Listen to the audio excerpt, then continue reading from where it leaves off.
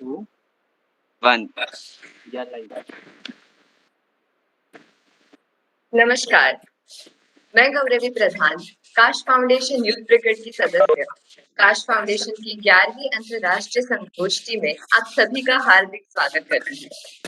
इस संगोष्ठी का विषय है हमारे पारिस्थितिक तंत्र की पुनर्कल्पना, पुनर्निर्माण और पुनर्स्थापना, एक स्थायी पर्यावरण के लिए आगे का रास्ता। यह संगोष्ठी संयुक्त राष्ट्र पर्यावरण कार्यक्रम और काश फाउंडेशन के अकादमिक और व्यावसायिक विकास केंद्र द्वारा एक सहयोगी कार्यक्रम है, जो सुगंधित पौधों के लिए केंद्र, बागवानी विभाग, उत्तराखंड सरकार के साथ साथ राष्ट्रीय सेवा योजना इकाई मुंबई विश्वविद्यालय के सहयोग से है।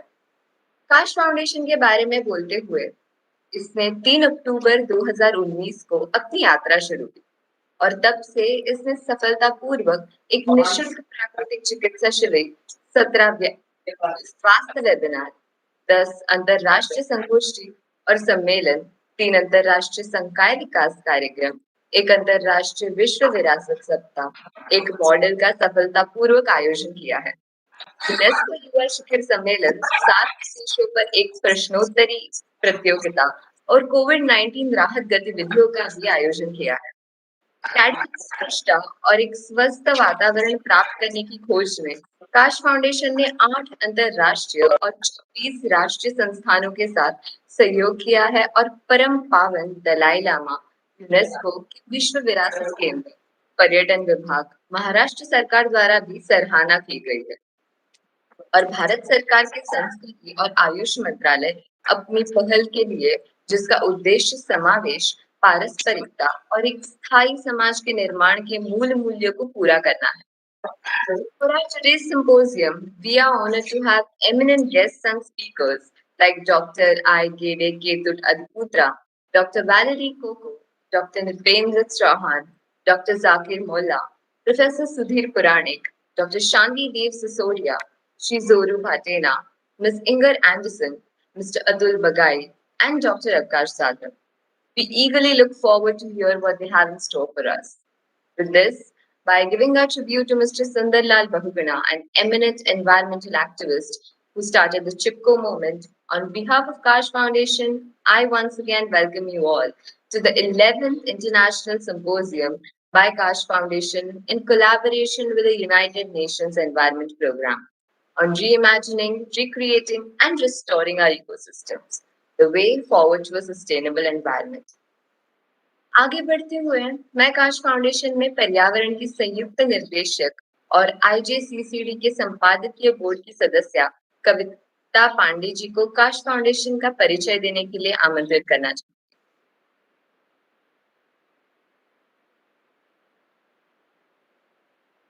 कविता ma'am, the floor is yours.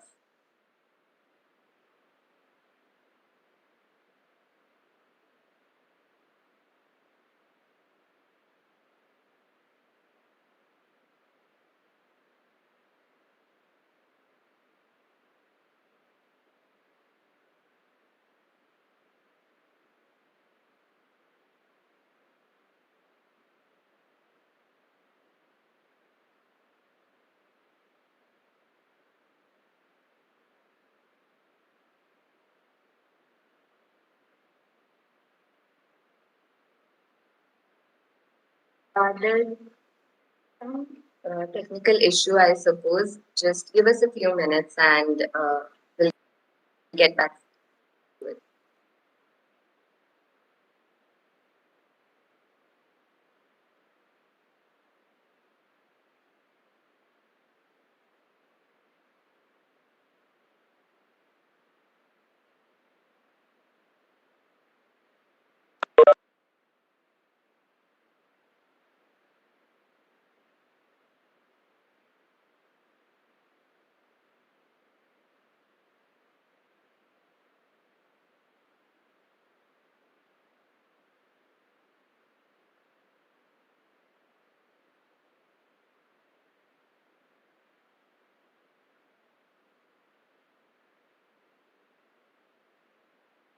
Okay, Kavita ma'am आज की है, तो कविता मैम, मैं आपसे अनुरोध करती हूँ कि आप काश फाउंडेशन के बारे में हमारे व्यूअर्स को परिचय करें।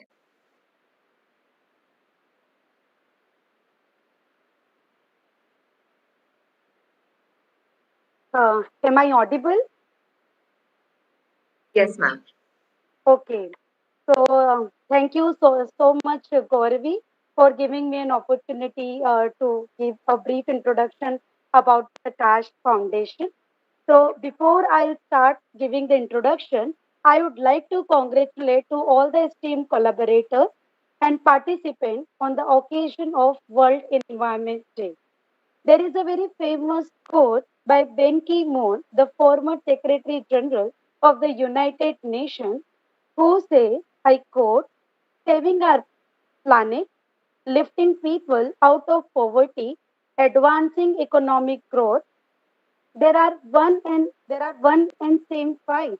We must connect the dots between climate change, water scarcity, energy shortages, global health, food security, and women empowerment. Solutions to one problem must be solutions for all.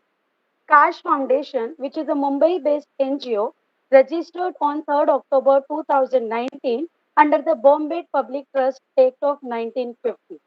The foundation, under the able leadership of Dr. Avkaz Jadhav, aims to empower citizens by offering them a chance to participate at the global level through the concept of engage and perform, and also wishes to channelize the aspiring generation with hope and scope for the future.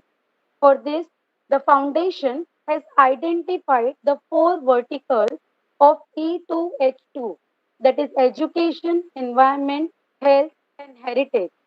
And this has initiated the many journey of progress. So far, the foundation has organized 10 international symposiums and conferences, 3 international faculty development programs, 1 free naturopathy camp, 17 health webinars under Kaash Swasth Manthan program, COVID-19 relief activities, 1 International World Heritage Week, 1 Model UNESCO Youth Summit, and 1 quiz competition on SAARC countries. I'm elated to announce that our effort has not only been received but also supported by across the globe. The efforts of Kaash Foundation has reached to 28 states and 5 union territories along with 38 plus countries across 4 continents. The efforts of Kaash Foundation under its environment vertical has also been praiseworthy and noteworthy. I would like to list few over here. The first international conference, which was organized on 17-18 February 2020 with Idol University of Mumbai on transition and transformation, cities in life, cities in life, literature and culture, Mumbai witnessed the participations of 155 delegates, 40 resource persons, and 125 research paper presentations. And then in this conference, Professor Dina Landa from Italy, Dr. Shabisakshi Mukherjee, Director of the Chhatrapati Shivaji Maharaj Vastu Sangrahalaya, and many eminent speakers were present and addressed the issues and concerns related with various aspects of Mumbai, including environment. The struggle of Save Mumbai's green cover has been well highlighted by various media channels in India. The RA forest in Mumbai, which has more than 5 lakh trees, is being considered as lungs of Mumbai. The Kaash Foundation and Dr. Jadhav played a very crucial role in supporting the resistance movement to stop the cutting of trees at RA so that the Vasundhara of the Mother Nature of India could be well protected. And finally, it has been commendable and it has also been with this respect the cutting of RA trees has been stopped. Apart from this initiative, the Kaash Foundation has also organized the international conference, which we call it as third international conference on the theme of environment. Today, we are here to celebrate the 5th June as the World Environment Day and to make the people aware about the various issues which address related with our environment. I welcome all the collaborators, the keynote speakers, and the team to initiate this very important and useful journey of saving our Mother Earth and nature. Over to you, Gauravi. शुक्रिया कविता ma'am. अब मैं काश foundation में शिक्षा की संयुक्त निर्देशिका, CAPD के समन्वयक और काश कनेक्ट की प्रधान संपादिका डॉक्टर गीता अजित जी को आमंत्रित करना चाहूंगी काश फाउंडेशन और सीएपीडी के बारे में संक्षिप्त जानकारी साझा करने के लिए। Thank you, Gauravi. Thank you so much. And once again, a warm welcome to each and every one of you on this World Environment Day, to the symposium of reimagining, recreating, and restoring our ecosystem, the way forward to a sustainable environment. You've already had a lot of introduction from Kavita and Gauravi about Kaash Foundation. And let me introduce to you what is CAPD and why CAPD was born. On 25th May 2020, Kaash Foundation launched a separate wing to bridge the gap between the academic instruction and the industry requirements. This new wing was named CAPD, which stands for Academic and Center for Academic and Professional Development. It was created to find novel ways to ensure that education and career opportunities should be available to all those who seek it, especially the youth. The youth are the future of the nation, and giving them an opportunity towards a holistic development will not only enable them to overcome unemployability crisis, but will also instill in them the confidence to face the challenges of the future. Today, as we celebrate the Environment Day with the theme Ecosystem Restoration, we are aware that only with a healthy ecosystem can we enhance people's livelihoods, counteract climate change, and stop the collapse of biodiversity. And the fact remains that unless the youth take it upon themselves to work towards saving our environment, all that we do now will only come to a standstill. It is said that only through actions do words take meaning. And so, Kaash Foundation CAPD, in collaboration with United Nations Environment Program and with the support of Center for Academic Plants, Department of Horticulture, Government of Uttarakhand, National Service Scheme Unit, University of Mumbai, has taken this initiative of conducting this 11th International Symposium to initiate the youth to take upon themselves the responsibility of supporting and restoring Mother Earth, whose very survival depends on the ability to wake up and bring in new ideas of change from exploiting nature to healing it. It is only when there is a commitment from the youth can we find true peace and harmony in this world.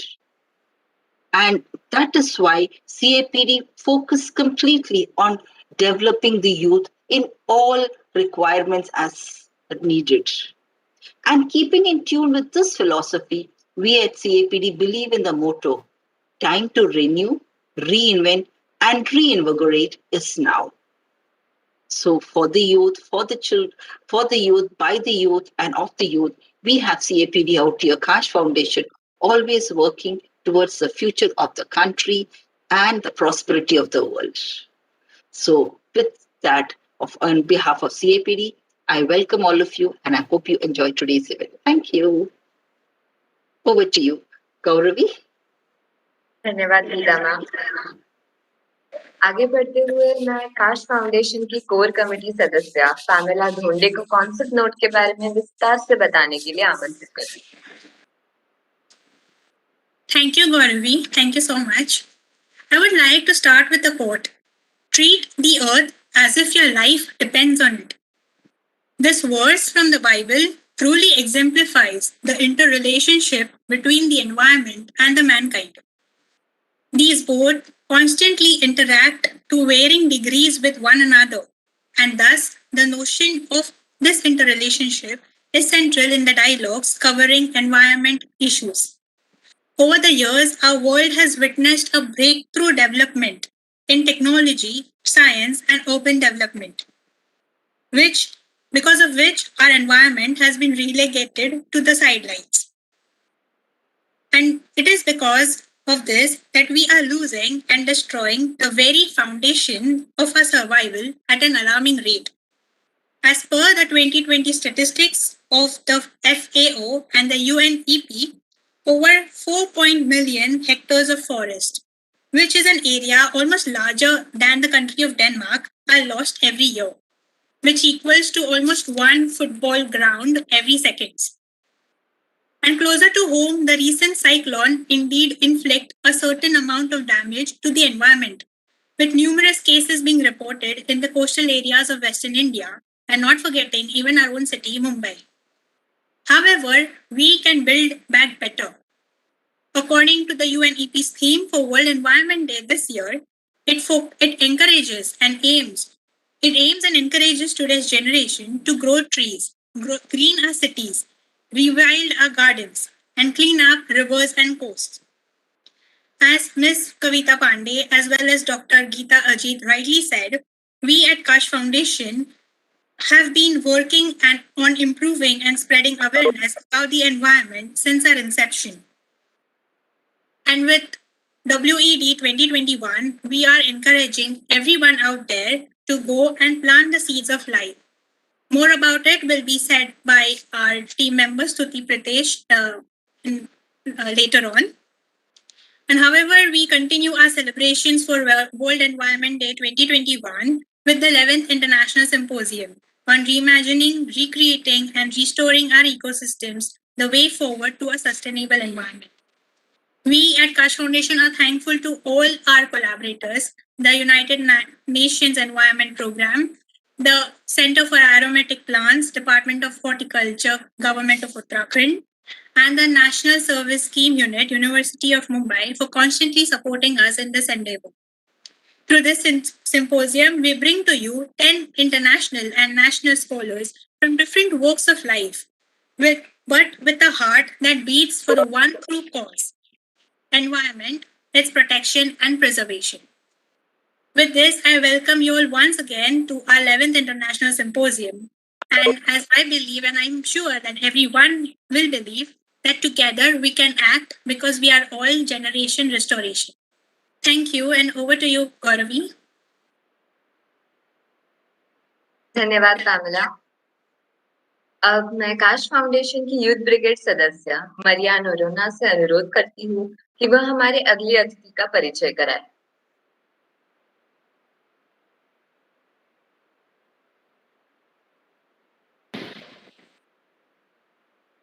We have been honored to receive a message from Ms. Inga Anderson, Executive Director of the UN Executive Program. Ms. Anderson was supposed to address our live audience, but she could not do it due to her prior commitments.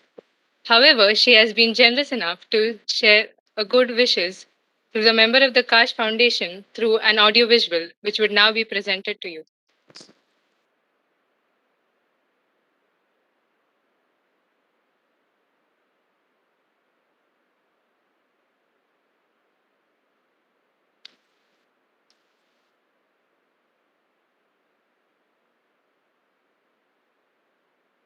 For the second year running, we mark World Environment Day in the midst of the COVID-19 pandemic. But as we seek to move from crisis to recovery, we must take deliberate steps to improve human health and the health of the natural world. Because we know that many of the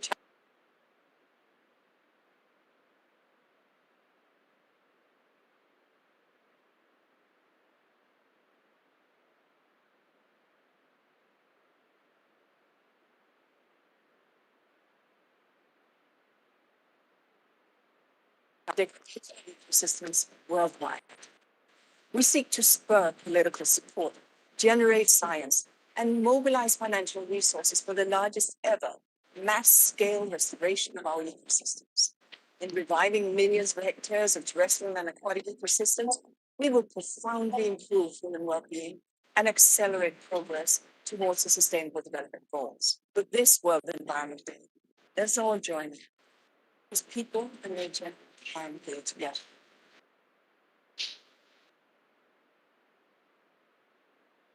We are extremely humbled with Mr. Anderson's kind gesture. We also extend our deepest gratitude to the UNEP for collaborating with us. Their constant support and encouragement has indeed gone a long way in helping us to organize the 11th International Symposium. Thank you, and over to you, Tatiksha.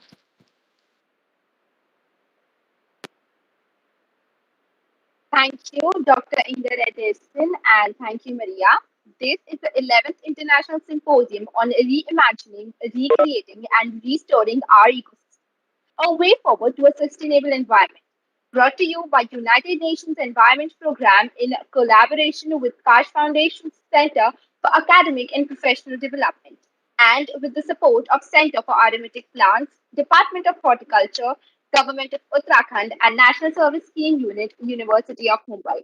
And this is Ms. Sutiksha Kabra, a member of the Youth Brigade of Kaash Foundation, speaking to you now.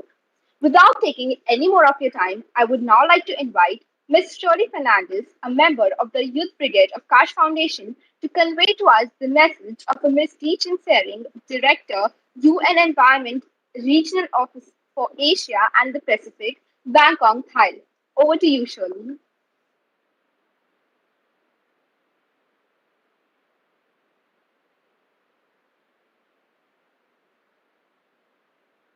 Thank you, Diksha. I as the youth brigade member of the Kaash Foundation to begin. Sarah is the regional director at the United Nations Environmental Program. Ms. Sering has held management and leadership positions with the United Nations and has over 30 years of experience in the national government and international governmental organizations. I would be conveying the good wishes and celebration of the World Environment Day. We would like to thank you for inviting to the regional director, Ms. Dechan Sering, to the World Environment Day 2021 event. We would like to take this opportunity to wish you a successful event. Best regards, Regional Director, Ms. Dechan Sering, United Nations Environment Program, Thailand. Thank you, and over to you, Tatiksha.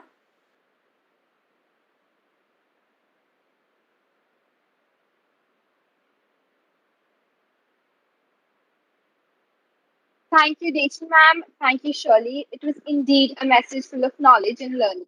Taking the event further, I would now like to invite architect Ayushi Motiwala, editor of International Journal of Emotions, Expressions, and Dimensions, to read out the message sent by Mr. Atul Bagai, Head, India Country Office, United Nations Environment Program, New Delhi, India. Ayushi, over to you. Congratulations, Kaash Foundation, on this event. Mr. Atul Bagai couldn't be with us today, but he has sent in his message. I wish to extend my greetings to all of you at the Kaash Foundation on this World Environment Day and congratulate you on holding your 11th International Symposium under the theme Reimagining, Recreating, and Restoring Our Ecosystem, a way forward to a sustainable environment on this auspicious day. Today is the World Environment Day, an important day led by the United Nations Environment Program for encouraging worldwide awareness and action for the protection of our environment. Since it began in 1974, the World Environment Day, also referred to as WED, has grown to become a global platform for public outreach that is widely celebrated across the world. The theme for this year's World Environment Day is ecosystem restoration. Ecosystem restoration means assisting in the recovery of ecosystems that have been degraded or destroyed, as well as conserving the ecosystems that are still intact. Healthier ecosystems with richer biodiversity will yield great benefits such as fertile soils, bigger yields of timber and fish, and larger storehouses for greenhouse gases. Starting today, all efforts for the next 10 years up to the year 2030 will be dedicated towards restoring and preserving our ecosystem. The rationale behind choosing this theme is the fact that our biodiversity is collapsing. 1 million species are at risk of extinction. 35% of India's population are youth. They are major stakeholder in co-creating innovative solutions to address the burgeoning environmental challenges faced by the country. Talent and innovation exist in India. It only needs to be nurtured, and this is your time. We cannot turn back time, but we can grow trees, green our cities, rewild our gardens, change our diets, and clean up our rivers and coasts. We need to make peace with nature. On this day, I would like to call out to all youth to support us by reimagining, recreating, and restoring nature with a strong voice and bold action. This is yours sincerely, with regards, Atul Bagai, the head UNEP Country Office, India. Over to you, Diksha. Thank you.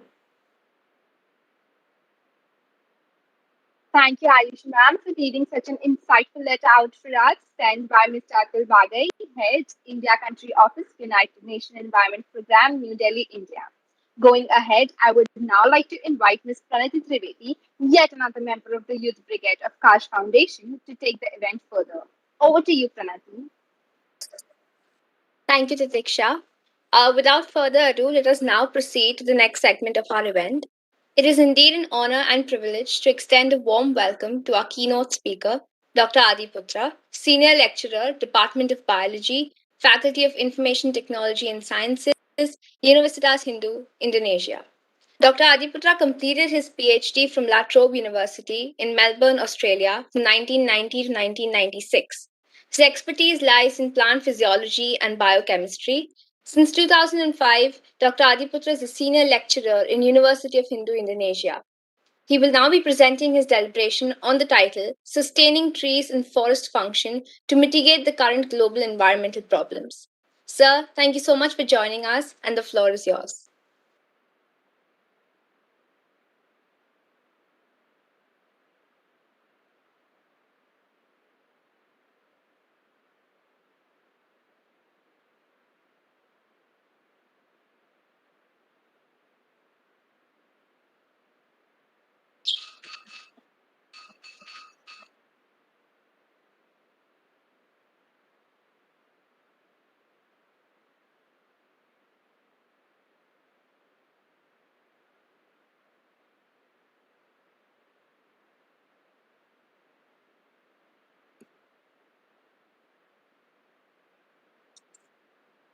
Good evening. Thank you very much. Namaste.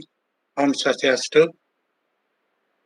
I would like to present my title, Sustaining Tree and Forest Function to Mitigate the Current Global Environmental Problem. If we imagine that we are now have a lot of environmental problems,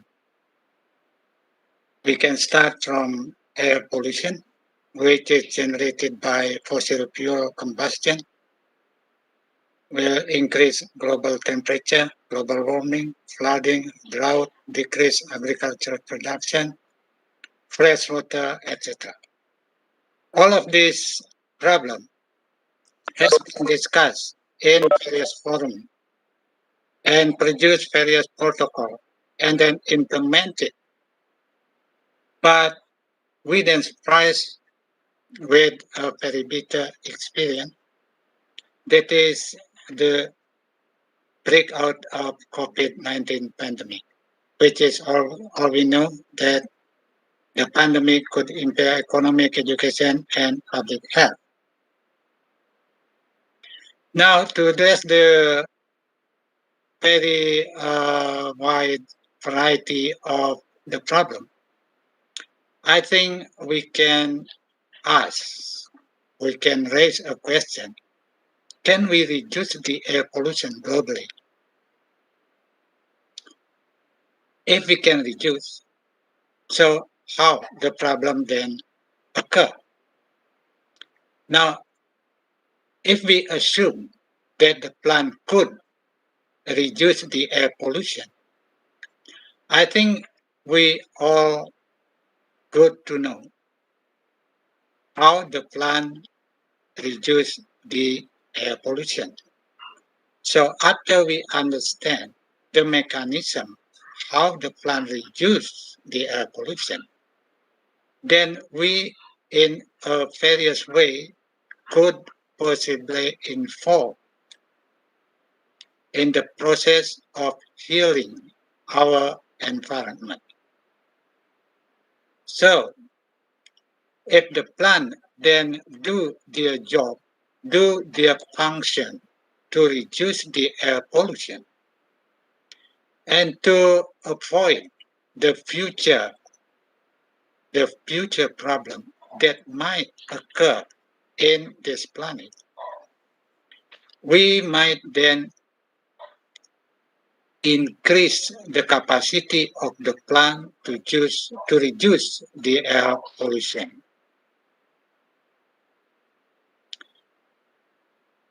The mechanism by which the plant reduce the air pollution to mitigate the drought and flooding.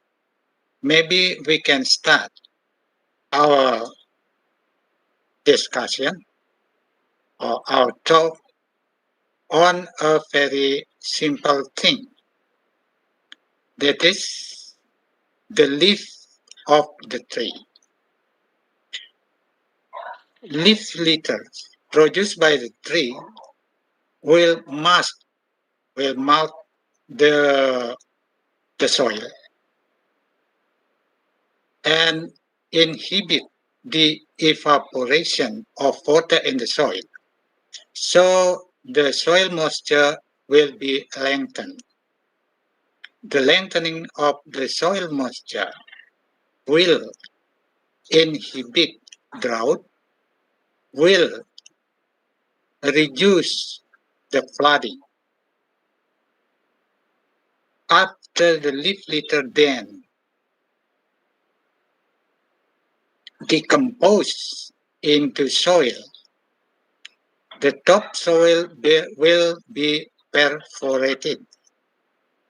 Therefore, the rainwater will penetrate into the soil, inhibit the possibility of flooding.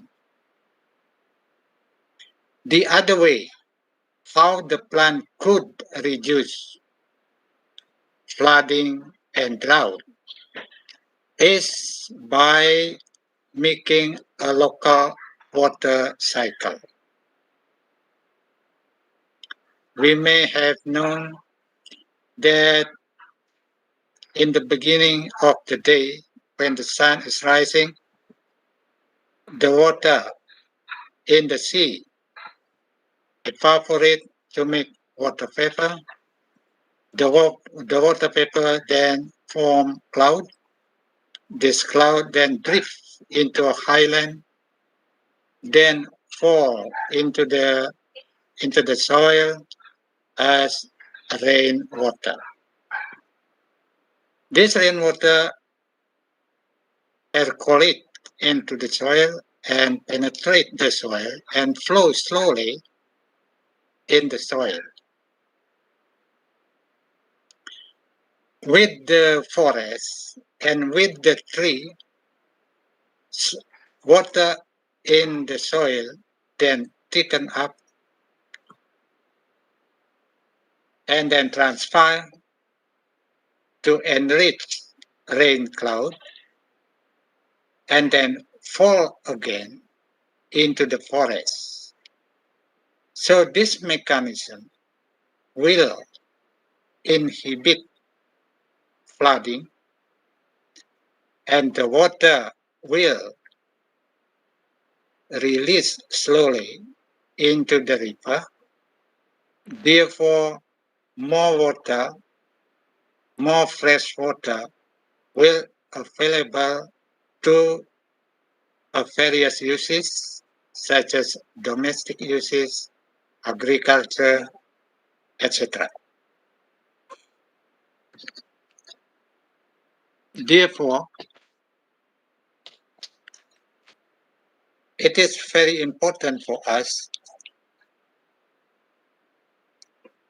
to sustain the capacity of the tree the capacity of the forest to widen the forest cover and tree cover to maintain this healthy mechanism. However, the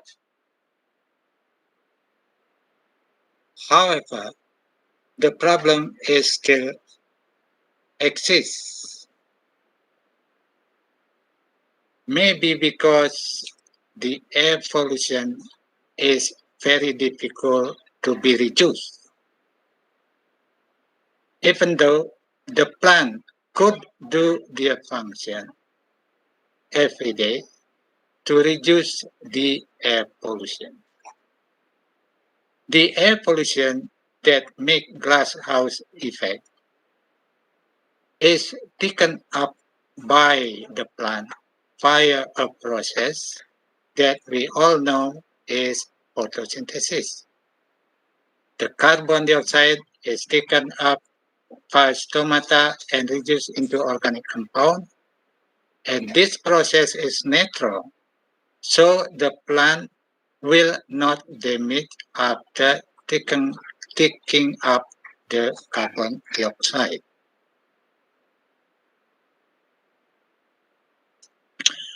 In this process, the carbon dioxide is relatively safe and required by the plant because the plant has already had a substantial amount of enzyme and readily reduce the carbon dioxide into organic compound. This the function of the plant is very important for a healthy environment for the people. The other function that also conducted or performed by the plant is the absorption of nitrogen dioxide and sulfur dioxide. Gaseous form of sulfur and nitrogen can be taken up by plant via the leaf system, just like absorbing carbon dioxide. However, gaseous nitrogen and sulfur is not a natural process when they are absorbed via the leaf, because this compound, this nitrogen and sulfur, naturally taken up by the root system. So, if the environment contains a very high amount of gaseous nitrogen and sulfur, the plant will absorb the pollutant. And because the plant not readily reduce the nitrogen and sulfur, the gaseous pollutant then make damage in the plant. The damage could because of cytoplasmic pH changes or because of the other factors, which subsequently inhibit metabolic mechanism in the plant. Fortunately, the plant has a mechanism what we call a plasticism. The plant could adapt the situation, but with a period of time. So it takes time to adapt the situation with a high concentration of gaseous nitrogen and sulfur.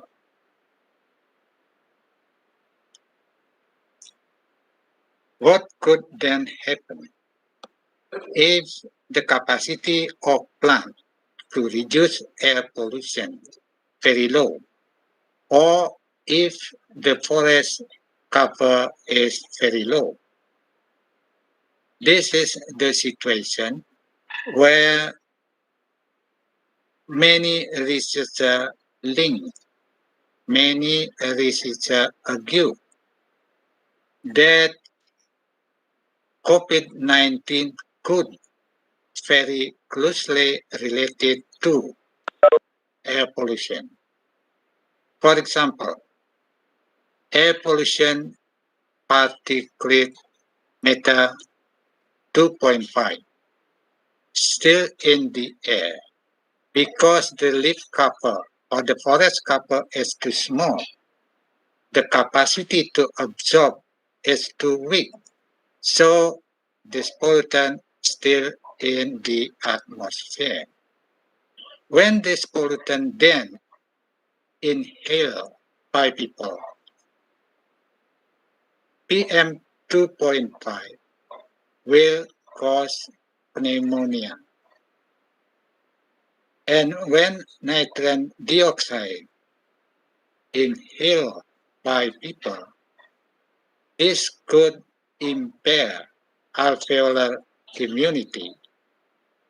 So because of the immunity, because of our immunity is impaired, so PM 2.5 and NO2 could then facilitate the infection from virus or other pathogen.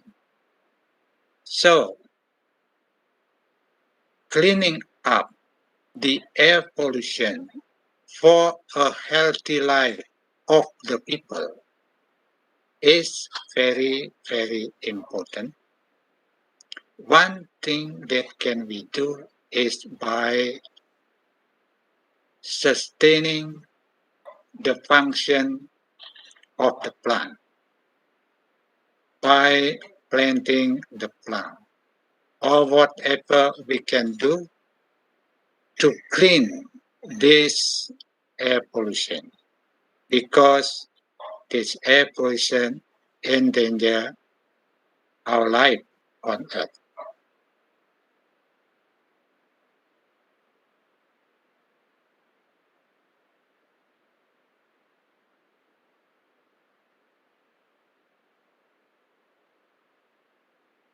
How to sustain tree function?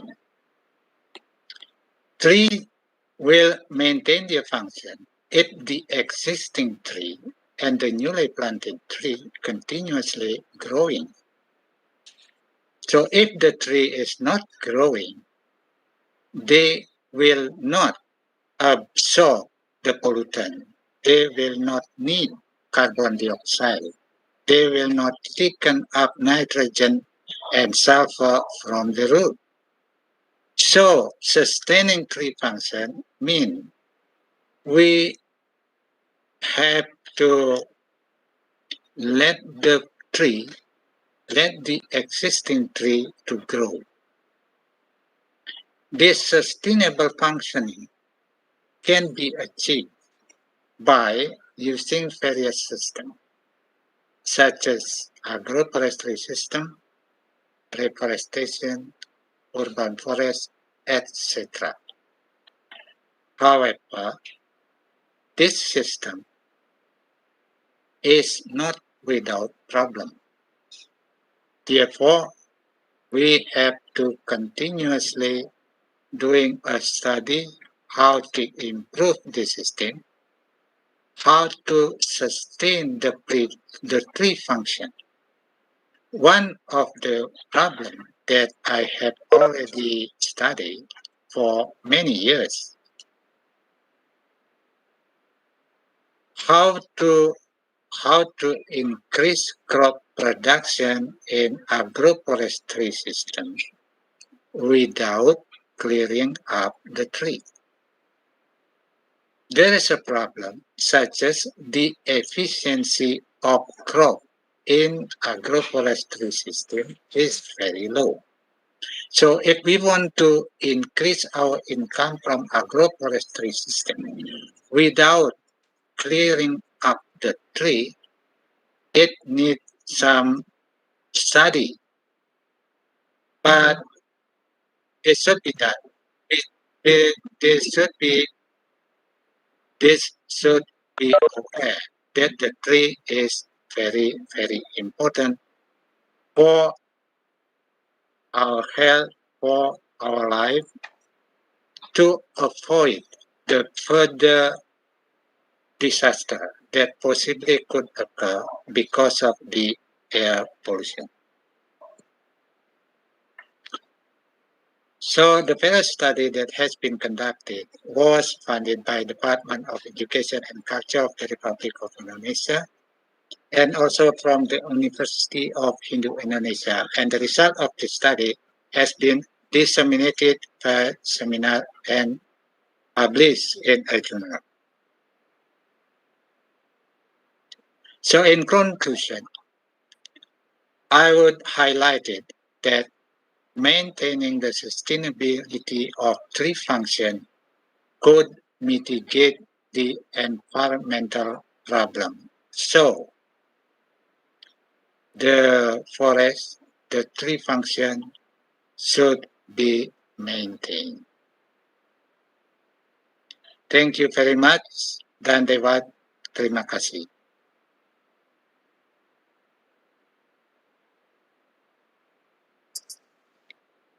Thank you so much, sir, for shedding so much light on a really relevant topic. It was extremely enlightening and extremely interesting. Thank you so much for joining us today.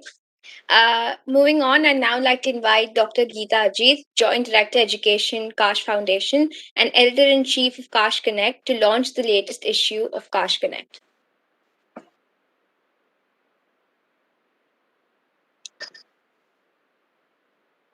Thank you, Pranati. Thank you so much. And welcome viewers once again. Today I'm here once back again to release our fifth issue of Kaash Connect. A little information about Kaash Connect. It was conceived to keep our audience connected with all that is happening in Kaash Foundation, with a plethora of activities taking place under its four verticals. That is education, environment, health, and heritage. A need was felt not only to document all the activities regularly under one umbrella, but also to give our readers much more than what beholds the eye for them.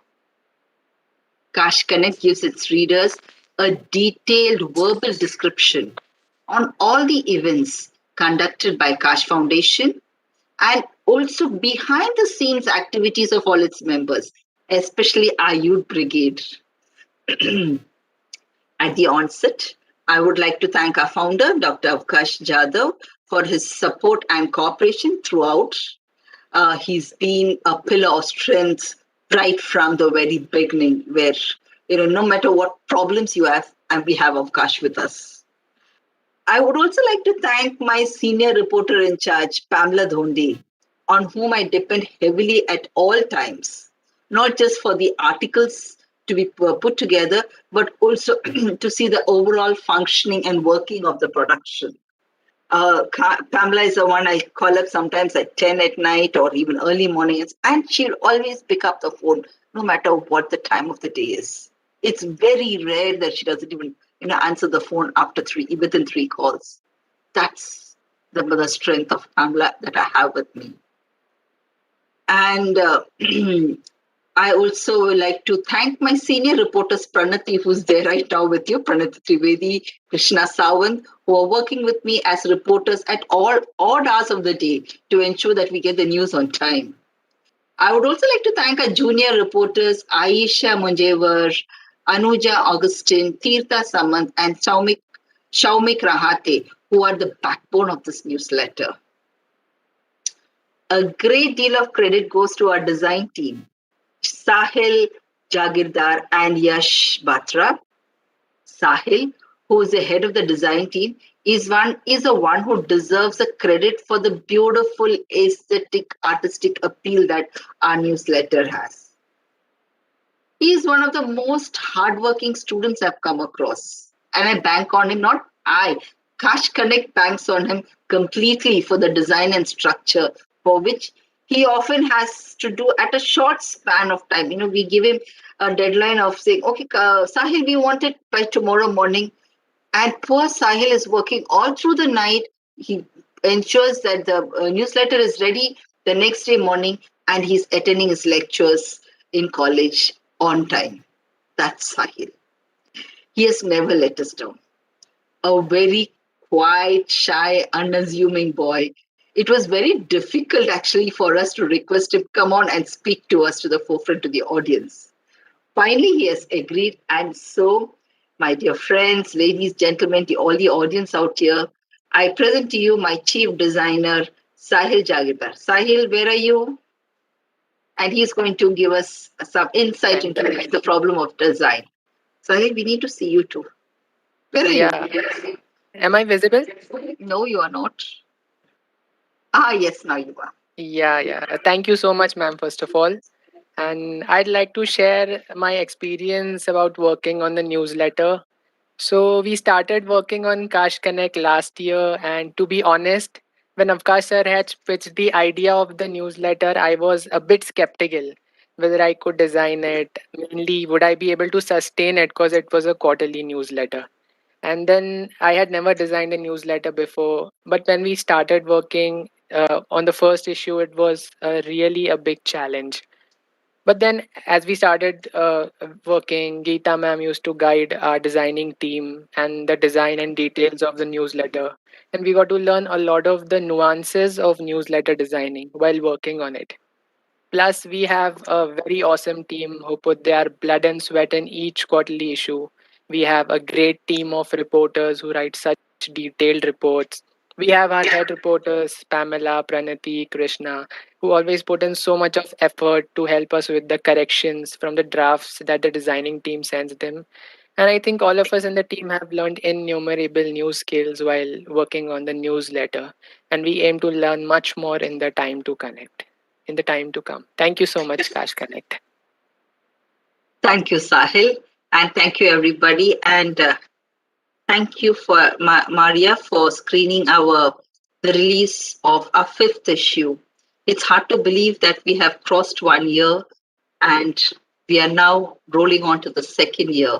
So I think we can go through and you can see. And everything that is happening at Kaash Connect, you'll find in details out here. I think, Maria, it's...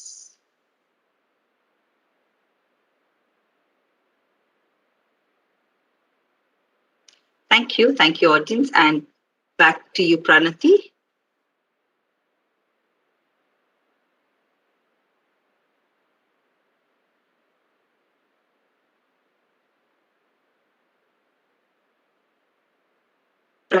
Pranati, are you there?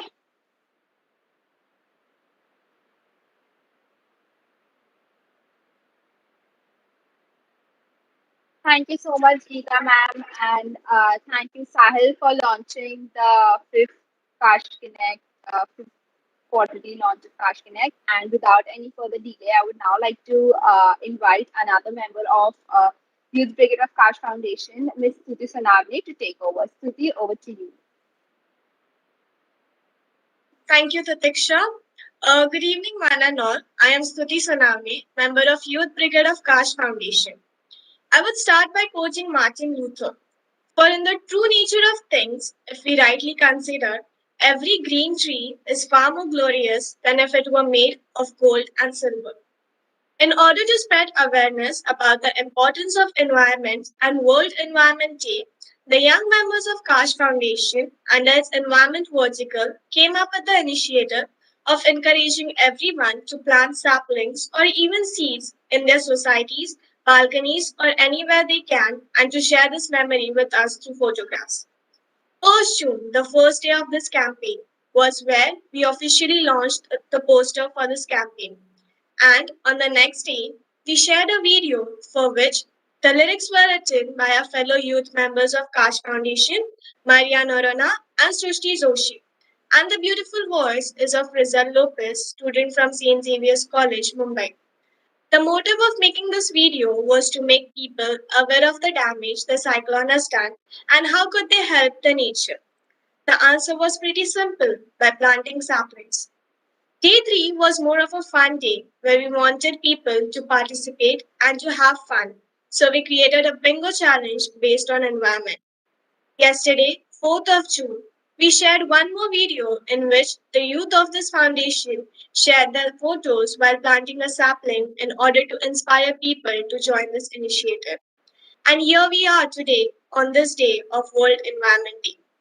This campaign is not limited just for this day, but is a one-year campaign, as our intention was to encourage people not only to plant the saplings or seeds, but to also take care of them and to grow them. The people who took part in this campaign were asked to nominate 4 of their friends in order to gain credits. After every 3 months, we'll keep a check on them just to see if they are actually taking care of their plants, and accordingly, they will gain credits. And on 5th June 2022, this competition will end, and the person with most credits will be declared as Plandemic Warrior. Do join us in this campaign and be a Plandemic Warrior, because he who plants a tree plants a hope. The link for the registration form will be placed in the chat box, and here are the 2 videos I mentioned earlier. Thank you.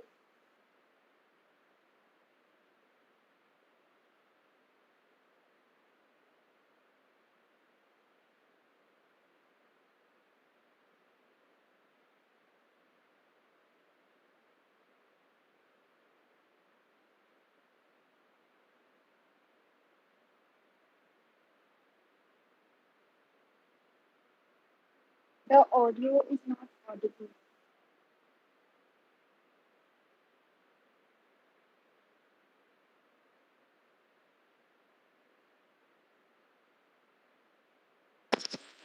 The green from the old pictures I see rounding up those trees now. The cyclone has wrecked all the trees and the streets.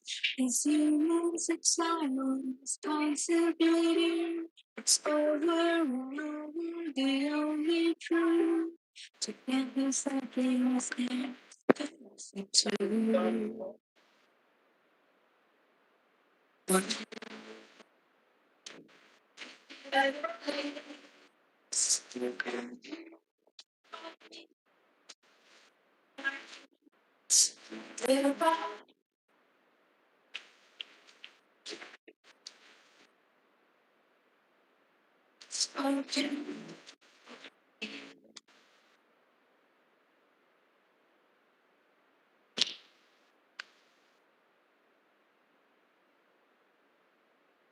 Thank you, Maria. Over to you, Pranati. Thank you, Stuti. Moving on, I now invite and extend a warm welcome to our guest of honor, Dr. Nilpintra Chauhan, Director, Center for Aromatic Plants, Department of Horticulture, Government of Uttarakhand. He has been awarded his doctorate degree in agronomy from HNB Garhwal Central University and MSc in agronomy from Agra University.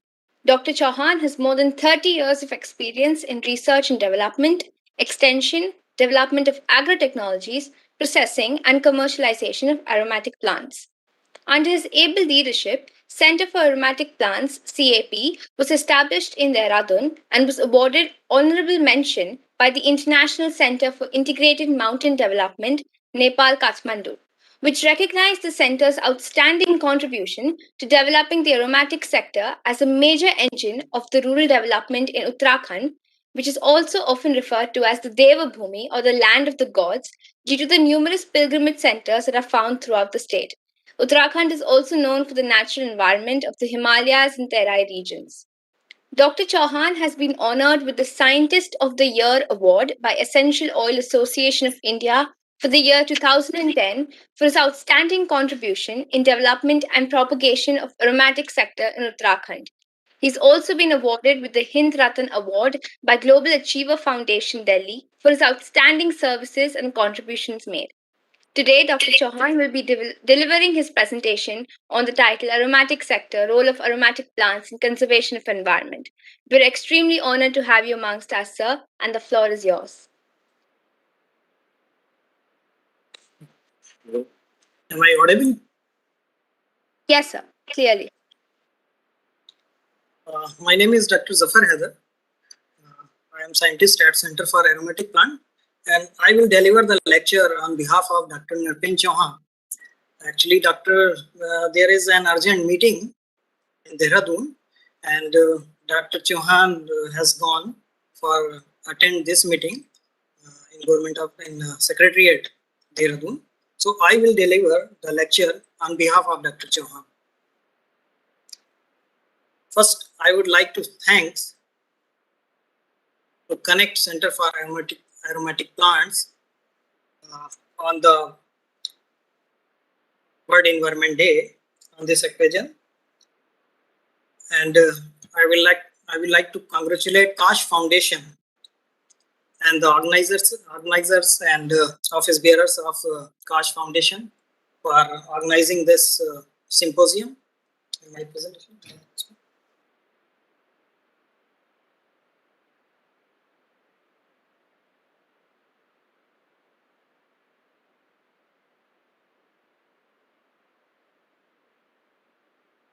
Is this visible? Yes, sir. We can see it.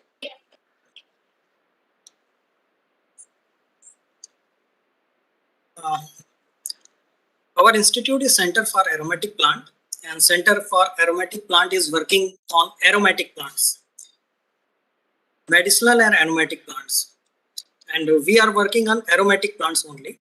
Aromatic plants are essential oil-bearing plants, and the topic of this presentation is role of aromatic crop in conservation of environment.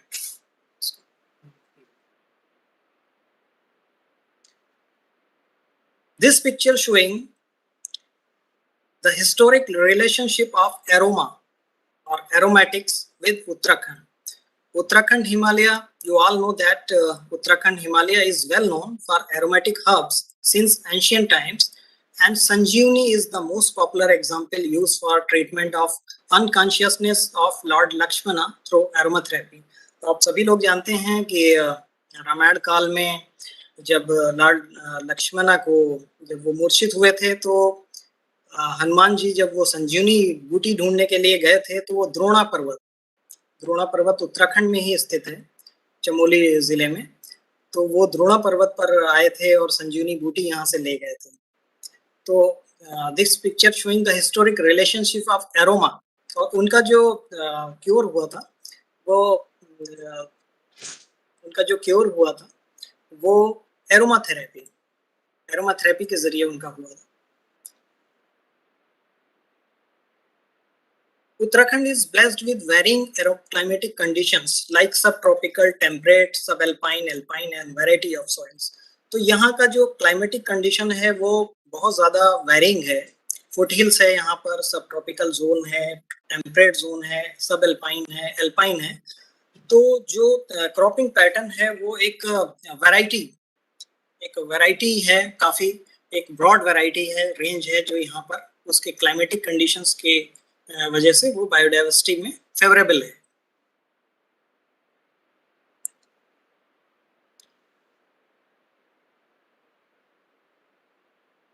Total land use pattern of Uttarakhand. Total reported area, there is a 59 lakh hectare is a total reported area, and out of 59 lakh hectare, 38 lakh hectare area is forest area.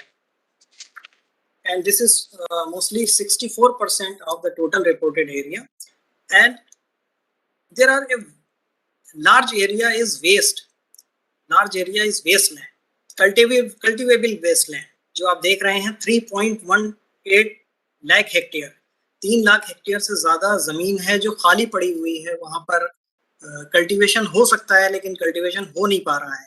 पहले वहां पर traditional crops होती थी, लेकिन क्योंकि climatic conditions कुछ इस तरीके की हैं यहाँ पर कि ट्रेडिशनल क्रॉप्स, ज़्यादातर क्रॉप्स वो रेन फेड कल्टीवेशन है, तो ट्रेडिशनल क्रॉप्स में दिक्कत आती है. तो इसी तरीके से बहुत सा एरिया वो धीरे धीरे खाली होता चला गया. आज की डेट में there are total villages are 16,793, and out of these villages more than 1,000 villages have been deserted. Migrated villages हैं, ये माइग्रेट कर गए हैं, बिल्कुल खाली हो चुके हैं विलेजेस आज की डेट में. तो हम लोग जो फोकस कर रहे हैं वो ये जो माइग्रेटेड लैंड है, 3.1 लाख हेक्टेयर एरिया है, हम लोग इसी पर फोकस करते हैं। हम ट्रेडिशनल क्रॉप्स का जो एरिया है, जहाँ पर पैडी हो रहा है, जहाँ पर वीट हो रहा है, हम वहाँ पर कल्टीवेशन एरोमेटिक क्रॉप को प्रमोट नहीं करते हैं। जो बैरन लैंड है, जो वेस्ट लैंड है, हम वहाँ पर प्रमोट करते हैं। Why aromatic plants? Why aromatic plants are important for Himalayan region? Because most of the aromatic plants are stress tolerant.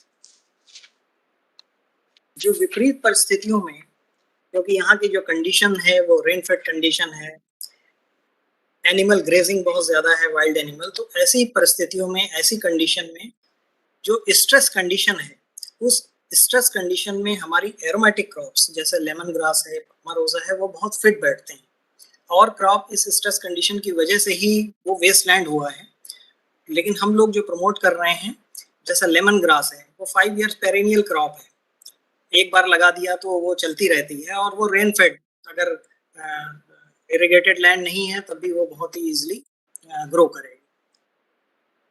Rain fade में लो वाटर रिक्वायरमेंट है, और ये क्रॉप है सुटेबल फॉर अनइरिगेटेड लैंड। यहाँ का जो सिस्टम है ओपन ग्रेजिंग सिस्टम है, एनिमल प्रॉब्लम एक बहुत बड़ी प्रॉब्लम है यहाँ पर उत्तराखंड में। तो aromatic crops are non palatable due to strong aroma and safe from wild life and domestic animals. जो डोमेस्टिक एनिमल्स हैं वो एरोमेटिक क्रॉप्स को नुकसान नहीं पहुंचाते हैं। इस वजह से नहीं पहुंचाते हैं क्योंकि इसका जो एसेंशियल ऑयल होता है, इसमें सेकेंडरी मेटाबोलाइट्स होते हैं, जो टर्पीन्स हैं, अल्कोहल्स हैं, और उसकी जो एक फ्रेग्रेंस है, एक एरोमा है, उसकी वजह से ये नॉन पैलेटेबल है, अपनी स्ट्रॉन्ग एरोमा की वजह से। इसका जो मैनेजमेंट है, क्रॉप मैनेजमेंट, इजी मैनेजमेंट है ड्यू टू पेरेनियल नेचर। बहुत सी क्रॉप्स हैं जैसे लेमन ग्रास है, पमारोजा है, ये सब पेरेनियल क्रॉप हैं, एक बार लगा दिया और 5 hello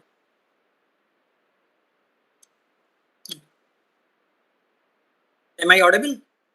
Yes, sir. Please continue. हाँ जी। तो इसका जो क्रॉप मैनेजमेंट है वो बहुत ही इजी मैनेजमेंट है, पेरिनियल नेचर की वजह से, और कल्टीवेशन भी इजी है। Abandon land, this crop can be grown successfully in waste and abandon land. एक प्रॉब्लम है यहाँ पर सॉइल एरोजन की, क्योंकि विलेजेस बहुत से माइग्रेट हो रहे हैं, लैंड खाली हो रही है, तो एक सॉइल एरोजन की प्रॉब्लम हो रही है। बहुत सी एरोमेटिक क्रॉप हैं जैसे वेटिवर है, लेमन ग्रास है, these are good soil binder and these crops check soil erosion. तो वो प्रॉब्लम भी इनकी वजह से, क्योंकि पेरेनियल है और उसकी जड़ें भी काफ़ी एडवेंटिशियस होती हैं, तो वो उसमें चेक हो रहा है सॉइल एरोजन। कार्बन सिक्वेस्ट्रेशन एक बहुत ही इंपॉर्टेंट पॉइंट है। एनवायरमेंटल, मैं अगली स्लाइड में आपको दिखाऊंगा कि कितना डेटा है इसका, कार्बन सिक्वेस्ट्रेशन कितना करते हैं एरोमेटिक क्रॉप्स। जो अवेलेबिलिटी ऑफ प्रोसेसिंग इंफ्रास्ट्रक्चर है वो हमारा फार्मर्स फील्ड पे ही है। एरोमेटिक क्रॉप्स की प्रोसेसिंग के लिए there is requirement of only a distillation unit of different capacities, 5 quintal capacity और 10 क्विंटल कैपेसिटी। तो फार्मर्स की नीड के हिसाब से हम लोग उनकी फील्ड में डिस्टिलेशन यूनिट हम इंस्टॉल कर देते हैं और वहीं पर उनकी प्रोसेसिंग हो जाती है। इजी टू ट्रांसपोर्ट, जो उत्तराखंड में एक ट्रांसपोर्टेशन प्रॉब्लम भी है, क्योंकि पहाड़ पे अगर कोई नीचे आता है तो अभी तो जो ट्रेन रूट है वो भी अभी कर्णप्रयाग तक ही जा रहा है, तो काफ़ी टाइम लगता है नीचे आने में। और इतना बड़ा अगर, तो ट्रांसपोर्टेशन प्रॉब्लम में क्या है कि बहुत इजी टू ट्रांसपोर्ट है due to conversion of biomass into low volume. करीब 10 क्विंटल बायोमास है और वो 1 किलो 1 kg ऑयल में कन्वर्ट हो जाता है। एसेंशियल ऑयल का जब डिस्टिलेशन करते हैं तो 10 क्विंटल बायोमास, उसका डिस्टिलेशन किया उस बायोमास का, और 1 kg एसेंशियल ऑयल उसमें कन्वर्ट हो जाता है। और वो 1 kg एसेंशियल ऑयल हम कहीं भी ट्रांसपोर्ट कर सकते हैं और उसका मार्केट में एक अच्छा रेट मिलता है। Problem of marketing of agri and horti products, जो जनरली एग्री और हार्टी प्रोडक्ट्स में एक मार्केटिंग प्रॉब्लम है, लेकिन जो एरोमेटिक एसेंशियल ऑयल्स हैं उसकी एक लार्ज मार्केट है perfumery, cosmetic, flavour, aromatherapy and pharmaceutical industries में। Keeping in view the suitability of aromatic crops with respect to migration, abandoned land, stress tolerance, soil erosion, water percolation, carbon sequestration, aromatic sector has been evolved as a viable solution for rehabilitation of abandoned land and employment generation in rural areas through creation of aroma enterprises, which includes first cultivation, distillation, and marketing of aromatic plants, and harvesting and distillation of naturally growing aromatic herbs. Therefore, Center for Aromatic Plant has been established in the year 2003, and these are the main major services which we are providing. Our institute is not only research and development institute, but we are also promoting extension of aromatic crops. These are the services. First is agrotechnology, second is crop demonstration. We provide incentives and policies, training and awareness to farmers and entrepreneurs, quality planting material we provide, distillation and processing facility, quality assessment facility, and marketing of aromatic produce. These are the major programs for extension. First, rehabilitation of abandoned land. जैसा कि हमने आपको बताया कि rehabilitation of abandoned land के लिए हम लोग लेमन ग्रास को मेनली फोकस करते हैं और उन्हीं एरियाज में जो खाली हो चुके हैं, जो barren lands हैं. Damask rose as boundary crop, chamomile as short duration crop, cinnamon as agroforestry crop, promotion of Japanese mint as intercrop. Rehabilitation of abandoned land. आप ये पिक्चर देख रहे हैं, ये डिस्ट्रिक्ट पौड़ी की रायसेरा में है और ये किस तरीके से इसका जो पहले का एरिया है, पहले की पिक्चर है, देन जो है, और अभी लेमन ग्रास जो लगी हुई है, तो किस तरीके से आप इसमें डिफरेंस है आप इजली देख रहे हैं. और इस तरीके से हम लोगों ने 31 एरोमा क्लस्टर्स दिस टाइप्स के हम लोगों ने डेवलप कर रखे हैं. And in these aroma clusters, more than 4,600 farmers have been registered, covering an area of approx 800 hectare. तो 800 हेक्टेयर करीब एरिया इसमें brought out under cultivation of lemon grass. और इस तरीके से क्लस्टर है और इस तरीके से हम उसको प्रमोट करते हैं रिहेबिलिटेशन ऑफ अबंडन लैंड में और उसको रिहेबिलेट करते हैं. डमस्क रोज, कुछ सब एल्पाइन रीजन्स में हम इस क्रॉप को प्रमोट कर रहे हैं. जो फार्मर्स की वेजिटेबल की फील्ड हैं या और क्रॉप्स की हैं, उसकी बाउंड्री पे, तो उसकी बाउंड्री पे लगाने से एक फ़ायदा ये भी है कि जो उनको एक्स्ट्रा की फेंसिंग करते थे वो वाइल्ड एनिमल से बचाने के लिए, तो वो डमस्क रोज से हम लोग फेंसिंग कर देते हैं और बीच में वो जो भी अपनी वेजिटेबल्स लेना चाहें वो ले सकते हैं. तो डमस्क रोज एज बाउंड्री क्रॉप ये बहुत ही एक सक्सेसफुल क्रॉप है. यहाँ पर लेमन ग्रास के बाद ये डमस्क रोज बहुत ही अच्छी चल रही है. बहुत से क्लस्टर्स ऐसे हैं जोशीमठ में और बद्रीनाथ धाम के पास में जो फार्मर्स कल्टीवेट कर रहे हैं और जो रोज वाटर है हम लोगों ने उसकी यूनिट दी हुई है, वहाँ पर इंस्टॉल की हुई है यूनिट, और वो रोज वाटर और रोज ऑयल का एक्सट्रैक्शन करते हैं और उनको इजिली मार्केट मिल रही बहुत सा, तो वो खुद ही सेल कर देते हैं. जैपनीज मिंट को हम लोग इंटरक्रॉप में लेते हैं वीट के साथ. जो वीट का कल्टीवेशन कर रहे हैं उसके साथ ही जैपनीज मिंट का कल्टीवेशन बीच में लाइंस में है, जैसा कि आप लोग देख रहे हैं उसमें कल्टीवेशन होता है. तो एक उसमें उनको एक्स्ट्रा क्रॉप हमारे फार्मर्स को मिल जाती है. ये डिस्ट्रिक्ट उधम सिंह नगर की पिक्चर है. एक शॉर्ट ड्यूरेशन क्रॉप है कैमोमाइल. आजकल बहुत हर्बल टी में ये चल रही है, कैमोमाइल टी के नाम से काफ़ी मार्केट में आ रही है और एक अच्छी मार्केट इसकी लगातार बढ़ती चली जा रही है. तो chamomile as short duration crop November में इसकी सोइंग करते हैं और मार्च अप्रैल में हार्वेस्टिंग. तो करीब 30 एरोमा क्लस्टर्स हैं उत्तराखंड में and 1600 farmers have been registered under for cultivation of this crop. Cinnamon, ये भी एक बहुत अच्छी क्रॉप हो रही है सिनेमन का. अभी जो जोग्राफिकल इंडिकेशन है वो इस क्रॉप का हुआ है उत्तराखंड में तेजपात के नाम से, और इसकी जो क्वालिटी है वो सीलोन सिनेमन के एट पार है. तो यहाँ पर हम इस क्रॉप को प्रमोट कर रहे हैं. सिनेमल्डिहाइड रिच है इसमें. जो नॉर्थ ईस्ट में जो सिनेमन होती है उसका ये अलग कीमोटाइप है और इसकी जो कीमोटाइप की क्वालिटी है वो एट पार है सीलोन सिनेमन का। तो इसका नॉट ओनली लीव्स, हम लोग बार्क की भी हार्वेस्टिंग अभी स्टार्ट की है कुछ फार्मर्स ने, और एक अच्छी ये कमर्शियल क्रॉप बन रही है एग्रो फॉरेस्ट्री सिस्टम। तो पेड़ को हार्वेस्ट पूरा नहीं करते हैं, अल्टरनेट ईयर्स पे इसकी लीव्स की हार्वेस्टिंग करते हैं और इसकी बार्क की सस्टेनेबल हार्वेस्टिंग। तो इस तरीके से जो एक नेटवर्क है डिस्टिलेशन यूनिट का हमारा, total more than 100 aroma clusters लोगों ने डेवलप किए हुए हैं एरोमेटिक क्रॉप्स के लिए। And in these aroma clusters आप देख रहे हैं इस पिक्चर में 187 करीब 200 यूनिट से कुछ कम इंस्टॉल की हुई हैं डिफरेंट कैपेसिटीज की। इसमें जो कवर हो रहे हैं विलेजेस वो 740 विलेजेस कवर किए हैं, और total area under aromatic crop cultivation is 7600 area है जो एरोमेटिक क्रॉप के में है। More than 20,000 farmers have been registered under aromatic crop cultivation, and total turnover जो कि स्टार्टिंग में करीब एरोमेटिक सेक्टर का 1 करोड़ था 2003 में, जो अभी 85 करोड़ पहुंच चुका है। Environmental conservation through aromatic crops.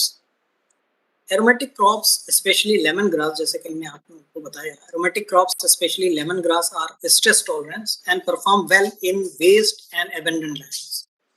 These are rain-fed crops, and no additional need of water resources is required, which resulted of saving tons of water, one of the crucial natural resource in Uttarakhand. Aromatic crops are good soil binder and check soil erosion. Aromatic grasses produced enough shoots, leaves, which reduce the velocity of runoff and permitting more time for water infiltration in soil, water recharge. The fine fibrous adventitious root of aromatic grasses encourage soil aggregation and result in greater porosity, which further helps in infiltration and permeability.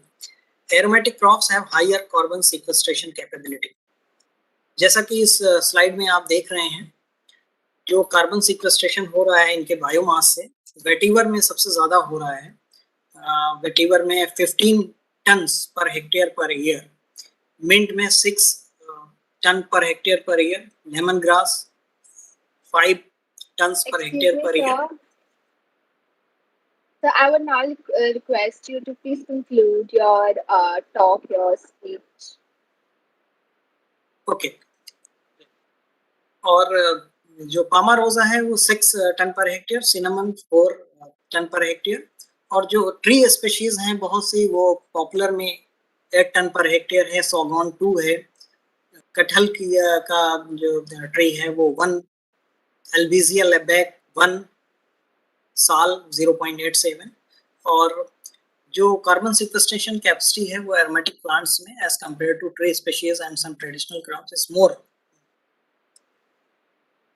एक programme हम लोग और चला रहे हैं, जो रिहेबिलिटेटेड area हैं, जो खाली हो गए एरिया, वहाँ पर बहुत से ऑब्नॉक्शियस वीड्स हैं जैसे लैंटाना और कालाबासा, जो एक थ्रेट हैं बायोडाइवर्सिटी कंजर्वेशन के लिए।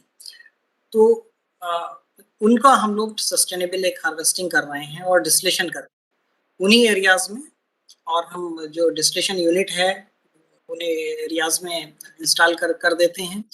और ये जो वीड्स हैं, लैंटाना है, कालाबासा है, जो यूपेटोरियम, आप देख रहे हैं कि किस तरीके से उत्तराखंड में फैले हुए हैं, ये ऑब्नॉक्शियस वीड्स हैं। पुंजा है, ये गनिया ग्रास एंड सुरई,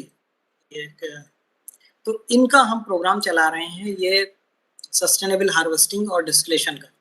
कि इन वीड्स को एक इरेडिकेट भी कर रहे हैं जितना हो सकता है कुछ लोकेशन से, और जहाँ पर उनको ख़त्म कर रहे हैं वीड्स को, वहाँ पर हम लेमन ग्रास या एरोमेटिक क्रॉप्स हम उस पर प्रमोट करें। तो जो एनवायरमेंटल प्योरिफिकेशन हो रहा है एरोमेटिक क्रॉप्स से, लोग सभी जानते हैं कि एसेंशियल ऑयल्स का आज कितना यूज़ हो रहा है।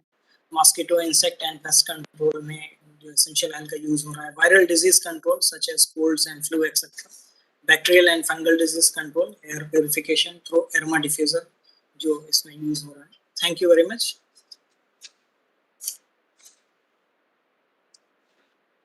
Thank you so much, sir. It was Thank really a you. very engaging session, and we were very glad to have you with us. I now hand over the floor to Tirtha to continue the proceedings. Thank you. Thank you, Pranati. This is the 11th International Symposium for the viewers who have joined right now on reimagining, recreating, and restoring our ecosystems, a way forward to a sustainable environment. Brought to you by the United Nations Environment Programme in collaboration with Kaash Foundation's Center for Academic and Professional Development and with the support of Center for Aromatic Plants, Department of Horticulture, Government of Uttarakhand, and National Service Scheme Unit, University of Mumbai. I now hand over the proceedings to Krishna Savan. Thank you, Tirtha. It is my honor to welcome our special guest, Professor Sudhir Puranik, the Director of National Service Scheme Unit, University of Mumbai. Professor Sudhir would be talking about whether he truly believes that today's youth, is capable of restoring the environment or not, and the role of NSS when it comes to preserving the environment, and how does it inspire the youth to preserve the environment. Over to you, Sudhir, sir. Thank you very much. At the outset, I would like to congratulate Kaash Foundation for organizing such a nice symposium. I have missed some part of the symposium as I was busy in some other program. But finally, I could make it to join the program.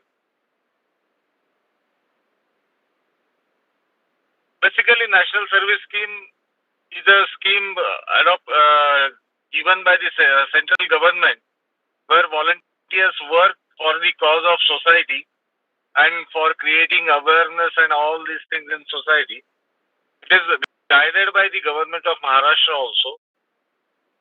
In Mumbai University, we have around 50,000 volunteers working under the scheme of NSS.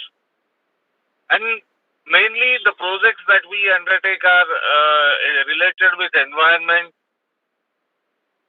blood donation, creating social awareness, then road safety. These are a few examples of the projects that we do undertake. I would like to focus on only two different topics. The first one is regarding plantation. As we all know, that we are going to be on the earth for some predetermined time interval. We don't have any right to spoil the earth.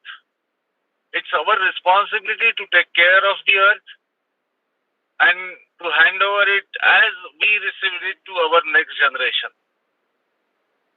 Now, if you just recall few things, when during my childhood, it was a very different scenario, and now what I see is a little different. It means that somewhere I have contributed to deterioration of this beautiful earth, and now it's my responsibility to contribute my bit. So if each of us decides that I am going to contribute my bit, definitely a day will come when earth will be wonderful. This year we have undertaken one activity with Kaash Foundation also, that plant a sapling, take a selfie of the sapling and upload it on Kaash Foundation's media, so that follow-up of the sapling will be taken for complete year. It's really a wonderful thing, and I'm sure that 50,000 saplings will be planted today or in coming day or two, and Kaash Foundation will receive all those photographs of 50,000 saplings, which will be a contribution of my volunteers, my team of program officers who are working as lecturers in different colleges, and that way we will be contributing to this activity.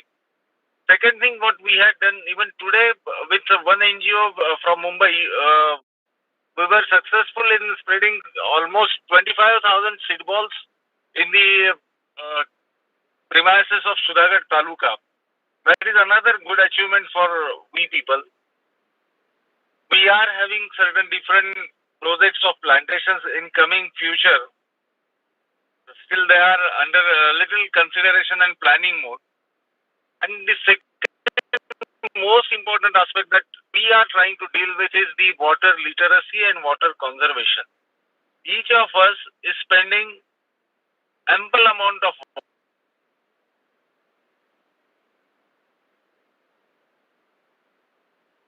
rural areas during the month of February, March. People, they do find some scarcity of water. So in order to address this particular scarcity, we had done a little survey of one particular district. I will not disclose the name of the district and what survey used the outcome.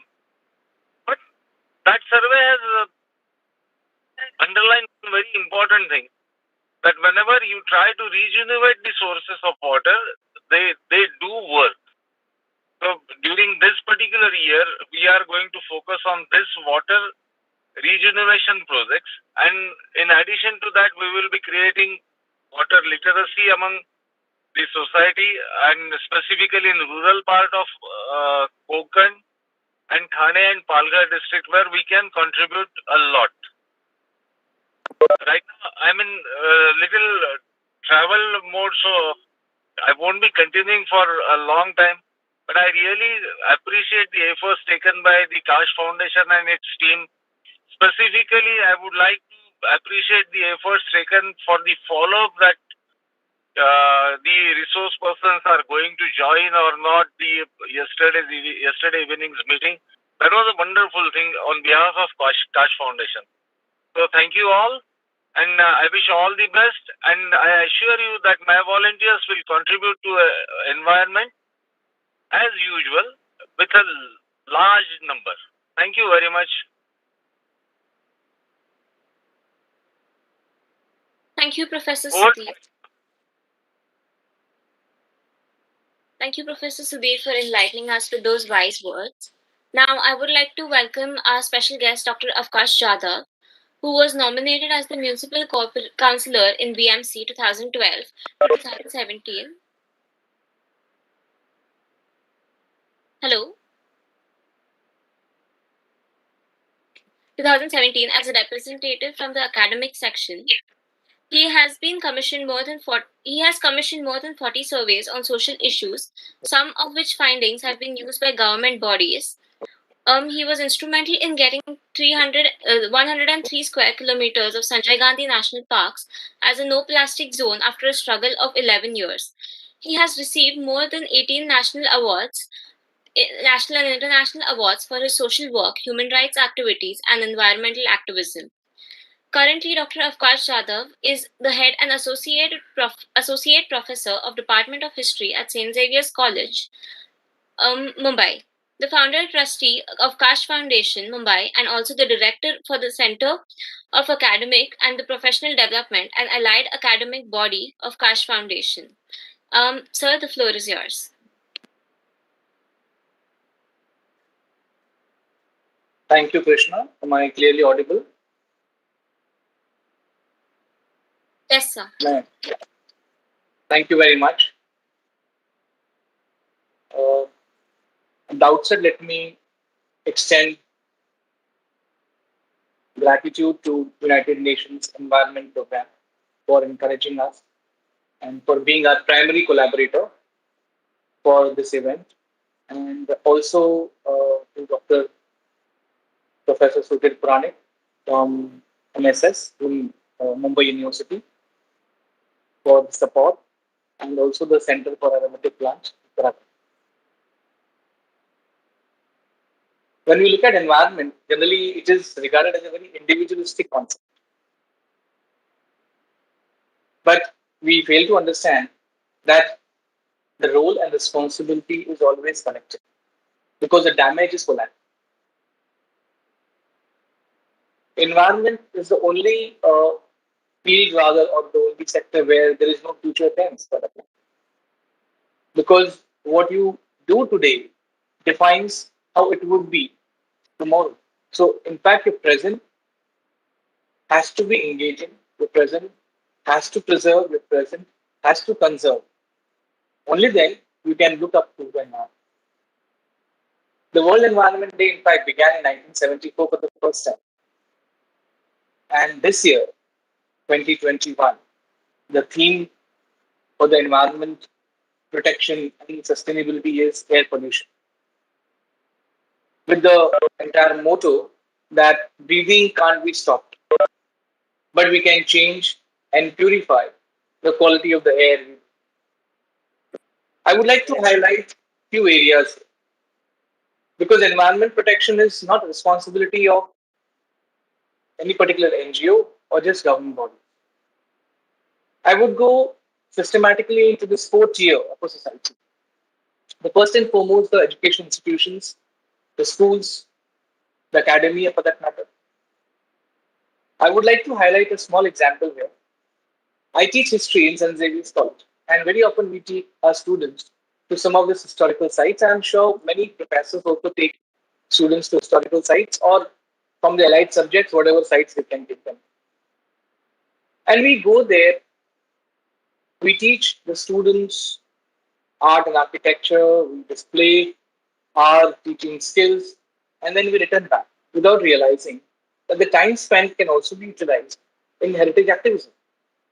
In 1999, when I took the students from my college for the first time to Canary Caves at Borivali West, Mumbai, I saw the entire area full of trash, litter, plastic. The first thought which came to my mind was to pick up everything, but I could not because there was a lot. But from 2000 onwards, when I started taking my students, what I did was I carried a trash bag with me and I carried gloves. So wherever I saw the litter, wherever I saw the plastic, I started picking them up. Sometimes what you teach and what you preach, okay, does not percolate to students. Students learn from the teachers when the teacher also exhibits, when the teacher also does, walks the talk. And to my shock and surprise, my students started participating in this cleanup drive.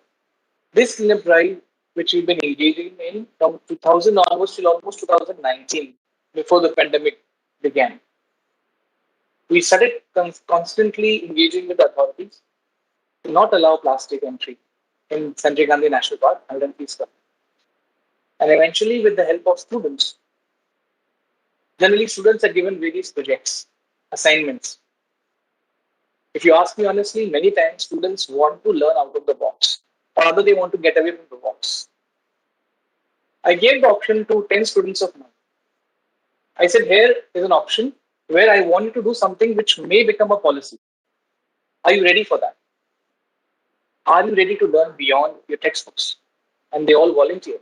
With a band of 10 students, we stood at the entry gate of Sanjay Gandhi National Park and we filled in the questionnaire from the people who entered the park.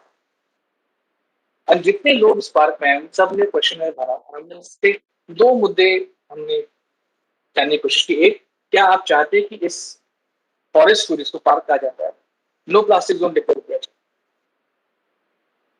हमको 100% जवाब देंगे तो सारा सर्वे एक पूरी तरह से compile करके हमने संजय गांधी के अथॉरिटीज को प्रेजेंट किया गवर्नमेंट को भी उसको भेजा मीडिया में उसका बहुत अच्छा कवरेज हुआ 7 अक्टूबर को ये सारी कार्रवाई 2011 को हुई और 1 नवंबर को हमें ये जानकारी मिली कि संजय गांधी पार्क को इसके बाद हम नो प्लास्टिक जोन करते हैं यानी इस पार्क के अंदर प्लास्टिक की बंदी बहुत हद तक उसका प्रभाव पड़ा आज भी लोग लेके जाते हैं अलग अलग तरीके से लेकिन बहुत हद तक वो मिनिमाइज कई बार बच्चों को I feel you should engage with them then just preach you should allow them to experience then just teach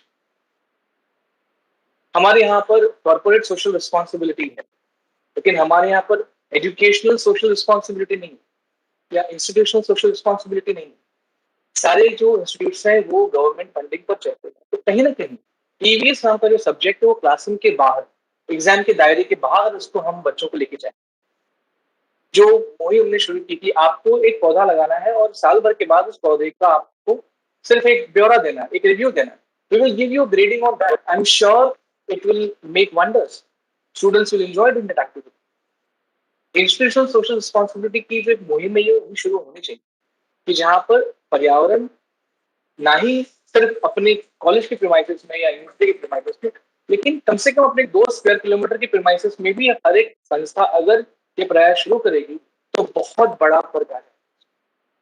वहां पर बच्चों को सिखाने की जरूरत नहीं है, तो अपने आप उनको ढालते हैं।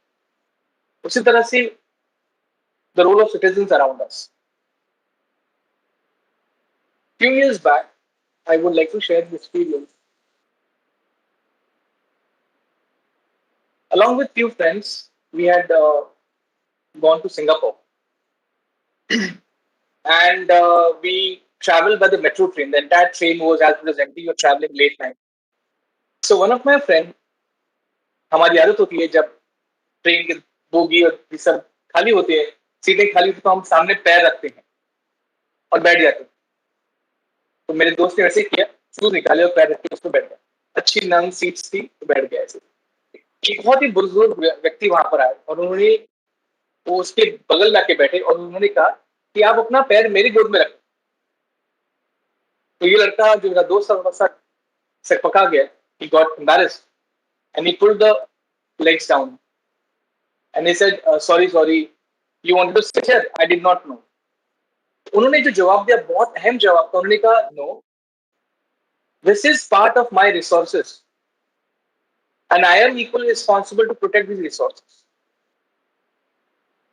इसी तरह से अगर एक नागरिक, एक दक्ष नागरिक, एक अलर्ट सिटीजन होने के बाद का रोल हम अगर अदा करते हैं कि जहां पर हम अपने आसपास में ये फॉर्मूला अगर इख्तियार करें, if we follow this formula, that I would minimize my carbon footprints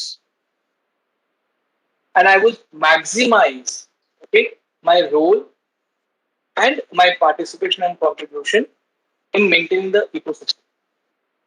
एक अपना पर्सनल भी साल के बाद अगर आप ये देखें कि मैंने कितने लेवल तक यूसेज कम किया है प्लास्टिक का, या मैंने पोल्यूशन कितना कम किया है, या मैंने एनर्जी कितनी सेव की, छोटी छोटी बातें जो होती है घर के अंदर अगर आप देखें तो वहां पर भी बहुत सारा पर्यावरण के बारे में हम बहुत कुछ डिजिटल कर सकते हैं। कुछ नहीं तो वेट एंड ड्राई वेस्ट का सेग्रीगेशन हम कर सकते हैं। ई वेस्ट का एक कॉन्सेप्ट है जो अभी भी लोगों को समझ में नहीं आ रहा है। हम अपने जो मोबाइल्स हैं, गैजेट्स हैं, वो ऐसे ही फेंक देते हैं, उसका प्रोसेसिंग नहीं करते। रिसाइकलिंग एज अ मोड हम अभी भी नहीं समझते हैं कि उसको करना चाहिए। तो एट अ सिटीजन लेवल भी पर्यावरण हम हर दिन जैसे सांस लेते हैं तो ऐसा लगता है कि हर दिन जिम्मेदारी उतनी बनती है कि मेरा मिनिमम इस पर्यावरण में पोल्यूशन करने का अगर कॉन्ट्रीब्यूशन में करूँ तो बहुत हद तक आगे चले। पब्लिक ट्रांसपोर्ट यूज करना अपने आप में भी एक पर्यावरण के लिए सहयोग होता है। रोल ऑफ गवर्नमेंट एजेंसीज, मैं 2012 से 2015 में मुंबई महानगर पालिका में पार्षद था, म्युनिसिपल काउंसिलर था, और मुझे आज भी याद है 2012 में there was the issue of mangroves in the city and the rampant destruction of mangroves was the topic of the debate, and that was my first speech in the house. And I had proposed in the house, I said, why not we have an SIT, special investigation team, which will also analyze and study the rampant destruction of mangroves and the reclamation through satellite images. थोड़ा प्रशासन उस पर उन्होंने उस वक्त ध्यान नहीं दिया, समझ नहीं पाया या पता नहीं क्या था, लेकिन मेरा जो रिस्पॉन्स उस वक्त रहा वो अजीब रहा। I could not get a proper response from them. मैं फिर से अपनी कॉलेज में आया, बीएससी आईटी के कुछ बच्चों से मैंने बातें की और मैंने कहा ऐसा एक प्रोजेक्ट बनाना है जहाँ पे 2000 से 2012 मुंबई में जो मैंग्रोव्स की जगह है वहां पे हमको आकलन करना है। We want to check Versova, Carter road and Dahisar 2000 to 2012. We did the mapping of the reclamation of mangrove, the reseeding of the green patch, and we submitted that document to the government. आज भी अगर आप देखा जाए तो आज भी हमारे पास कोई ये सेंट्रलाइज्ड नोडल बॉडी नहीं। लोकल गवर्नेंस अलग काम करती है, स्टेट गवर्नमेंट अलग काम करती है, सेंट्रल गवर्नमेंट अलग काम करती है, नेशनल बॉडीज अलग काम। Why can't we have, if we all have one planet, at least for one planet, for one ecosystem, we can at least have one body. We generally have audits of everything, but there is no audit which is done of our resources, of the trees, the species, the flora and fauna for that matter. The kind of reclamation which is happening rampantly again gets overlooked on various occasions. Here, the government can definitely involve various upscale technologies.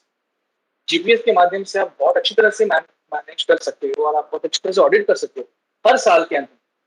मुझे लगता है ये जो धरोहर है, this is a heritage. Environment also is a heritage which we need to pass on to the next generation. Every year annual audit somewhere will keep the local bodies or the local agencies on guard to monitor, to document, and also to protect to great extent. The role of NGOs to larger extent is also equally important. How selfless they are and how much they engage with people rather than being radical for that matter. NGOs can, in fact, play the role in the form of involve the masses, involve citizens, get into the sustainable approaches. Okay, when they take up a particular cause, have sustainable approaches, and we need to look at the resolution of the problem. Not that the problem exists, only that we exist. That the problem gets resolved. Encourage with engage is what perhaps the NGOs are. So we all, in fact, become the stakeholders. As a professor also, when I talk to students in class, I always tell them, nature is the best teacher for that matter. And if you really want to learn, okay, in clarity, in transparency, in totality, okay, you should know how to connect with the environment. So there's a different kind of energy which goes. I would like to conclude my presentation with a small quote.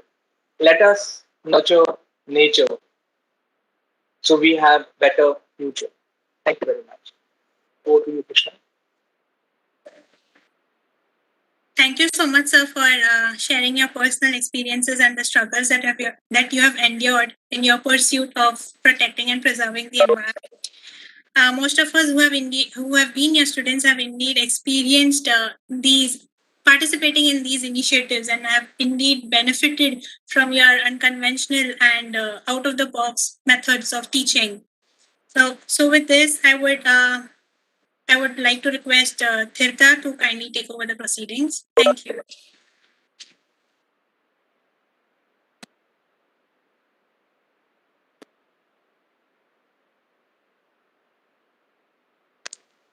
For our viewers who have joined in just now, this is the 11th International Symposium on Reimagining, Recreating, and Restoring Our Ecosystems, a way forward to a sustainable environment, brought to you by United Nations Environment Programme in collaboration with Kaash Foundation's Center for Academic and Professional Development, and with the support of Center for Aromatic Plants, Department of Horticulture, Government of Uttarakhand, and National Service Scheme Unit, University of Mumbai.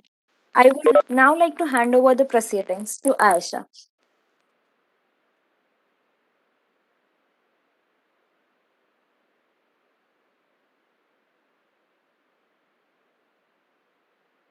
Thank you, Tirtha. A brief overview for the ones who have joined us late. We received a beautiful message from Ms. Inger Anderson, who is Executive Director, United Nations Environment Programme, Nairobi, Kenya. We also heard from Mr. Atul Bagai, who is Head India Country Office, UN Environment Programme. We also heard insights from our keynote speaker, Dr. Gede Ketut Adiputra, Dr. Nilpintra Chauhan, Professor Sudhir Puranik, and Dr. Kaash. Now, I would like to recite a verse from the Holy Quran, chapter 7, verse 56.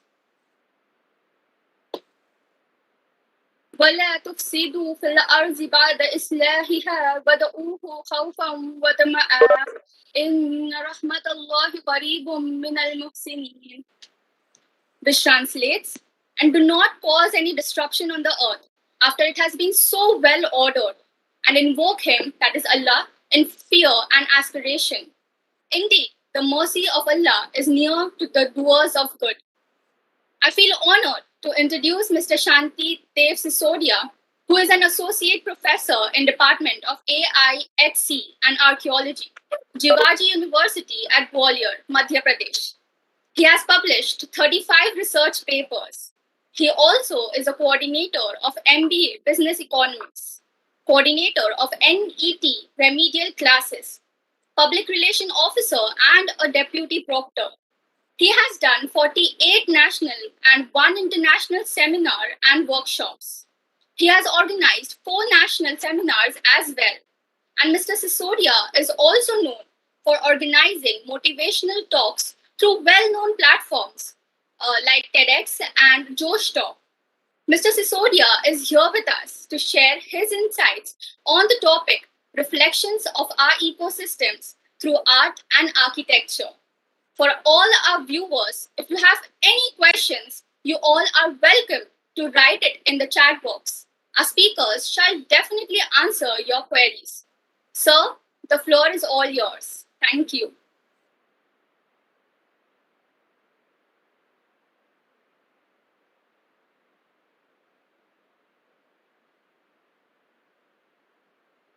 Hello.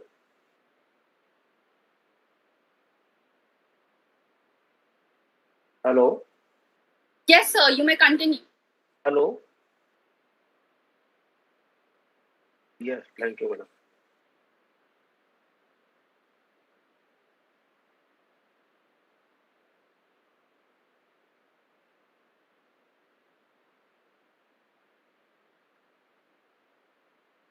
Thank you so much. आज के काश foundation द्वारा जो आज कार्यक्रम रखा गया उसके लिए मैं सबसे पहले थैंक्स बोलना चाहूँगा डॉक्टर अवकाश यादव जी उनकी पूरी टीम को। और आज जो है विश्व पर्यावरण दिवस पर मैं सभी को हार्दिक शुभकामनाएं प्रेषित करना चाहता हूँ। जैसा कि आपने बताया, मेरा जो टॉपिक है आज जिस पर मैं बोलना चाहता हूँ, reflection of our ecosystem through art and architecture. Basically, I am a teacher of archaeology, so my specialization is art and architecture. तो मैं जो है इसी पर जो है टॉपिक स्टार्ट किया था। तो मैं बताना चाहूँगा कि जो हमारा जब हम बात करते हैं इकोसिस्टम की और मनुष्य जो मानव है, जब हम होमो सेपियंस जो आज की हमारी जो प्रजाति है मनुष्य की, उसकी जब दोनों के साथ संबंध की जब बात आती है तो सबसे पहले हम अर्ली प्री हिस्टोरिक पीरियड में जाते हैं। और प्री हिस्टोरिक पीरियड में सबसे पहले हम देखते हैं कि जो मनुष्य ने सबसे पहले जो कंदराएं थी यानी नदियों के किनारे जो रॉक शेल्टर्स थे उनमें रहना प्रारंभ किया। और ग्रुप में रहना, उससे पहले तो वो अकेला रहता था और कोई उसका सोशल लाइफ नहीं थी। लेकिन जैसे ही उसने सोशल लाइफ जीना स्टार्ट की तो रॉक शेल्टर्स में उसने रहना, शेल्टर में जब वो रहता था तो उसने जो भी देखा और जो भी अपने एक्सपीरियंस थे, जो भी उसने महसूस किया, उसको उसने रॉक शेल्टर में रॉक पेंटिंग के रूप में छोड़े, जो हमें आज भी प्राप्त होते हैं। और हमारे जो है विश्व की परिप्रेक्ष्य में और भारत की बात करें तो भारत में सबसे बड़ा रॉक शेल्टर का जो ग्रुप है वो है हमारा भीमबेटका, जो आज Excuse me, sir. है, सभी लोग जानते हैं उसको। Yes Yes. Sir, can you put your PPT on the full screen? Okay.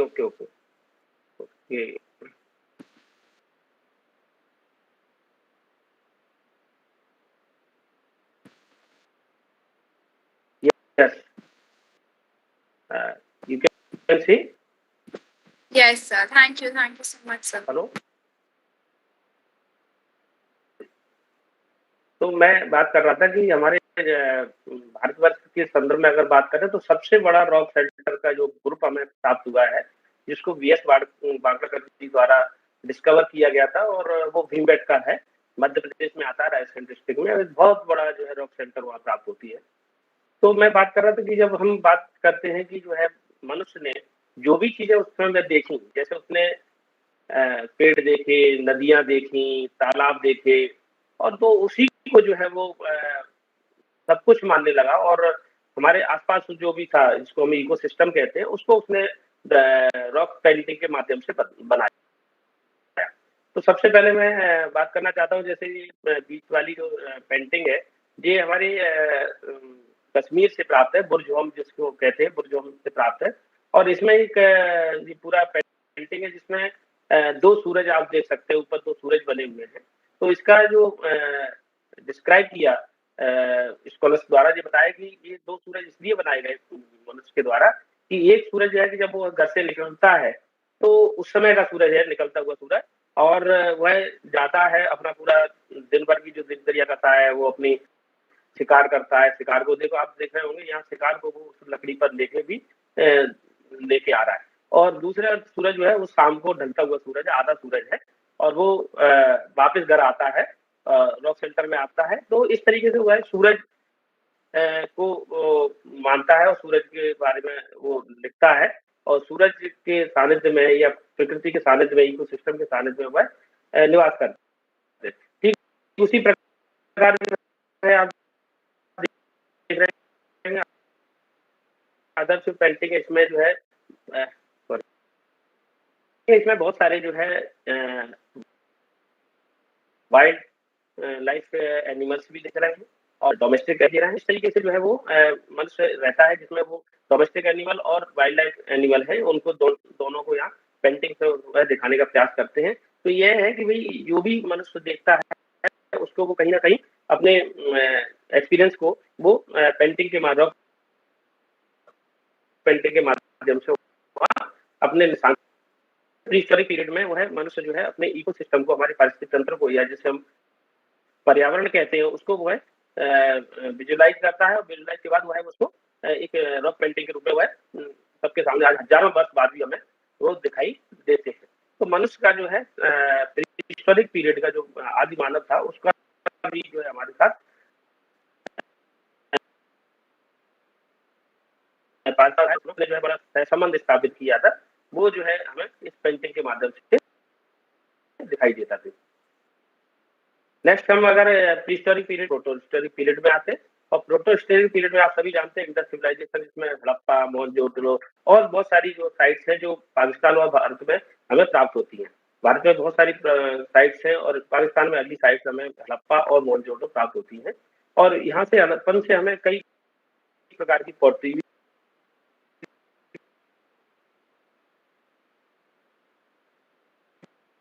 मिलती है,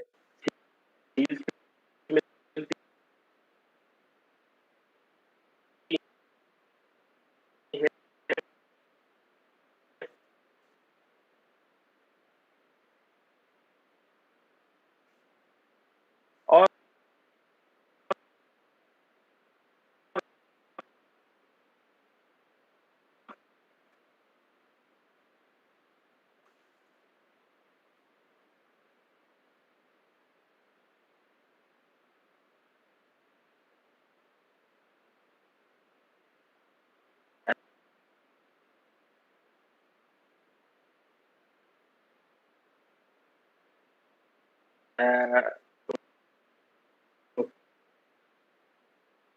कोटियार भी मिलते हैं, और काली तो जो है उस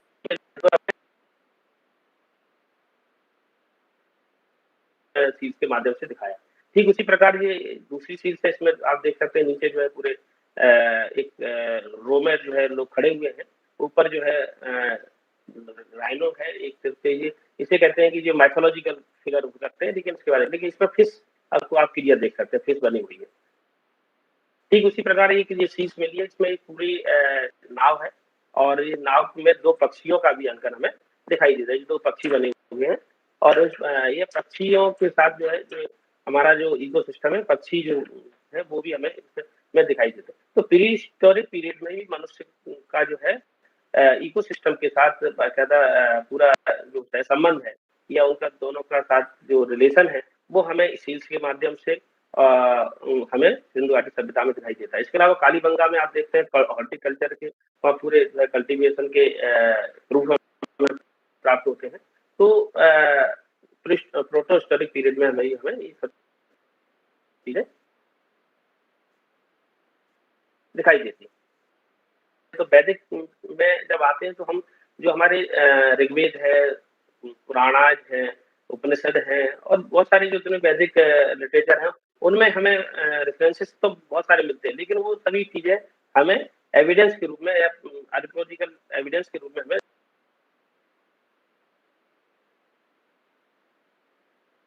दिखाई नहीं देती। वैदिक लिटरेचर है, उसमें भी कहा गया है कि पेरिसेबल मटेरियल से चीजें बनाई जाती थी, जो कि नष्ट हो गई उसके बाद, और इसीलिए उनके प्रमाण हमें प्राप्त नहीं होते। लेकिन हमें जो है पूरा इकोसिस्टम का, जैसे उन्होंने कहा सबसे पहले चंद्रमा को देखा, चंद्रमा को पूजने लगे,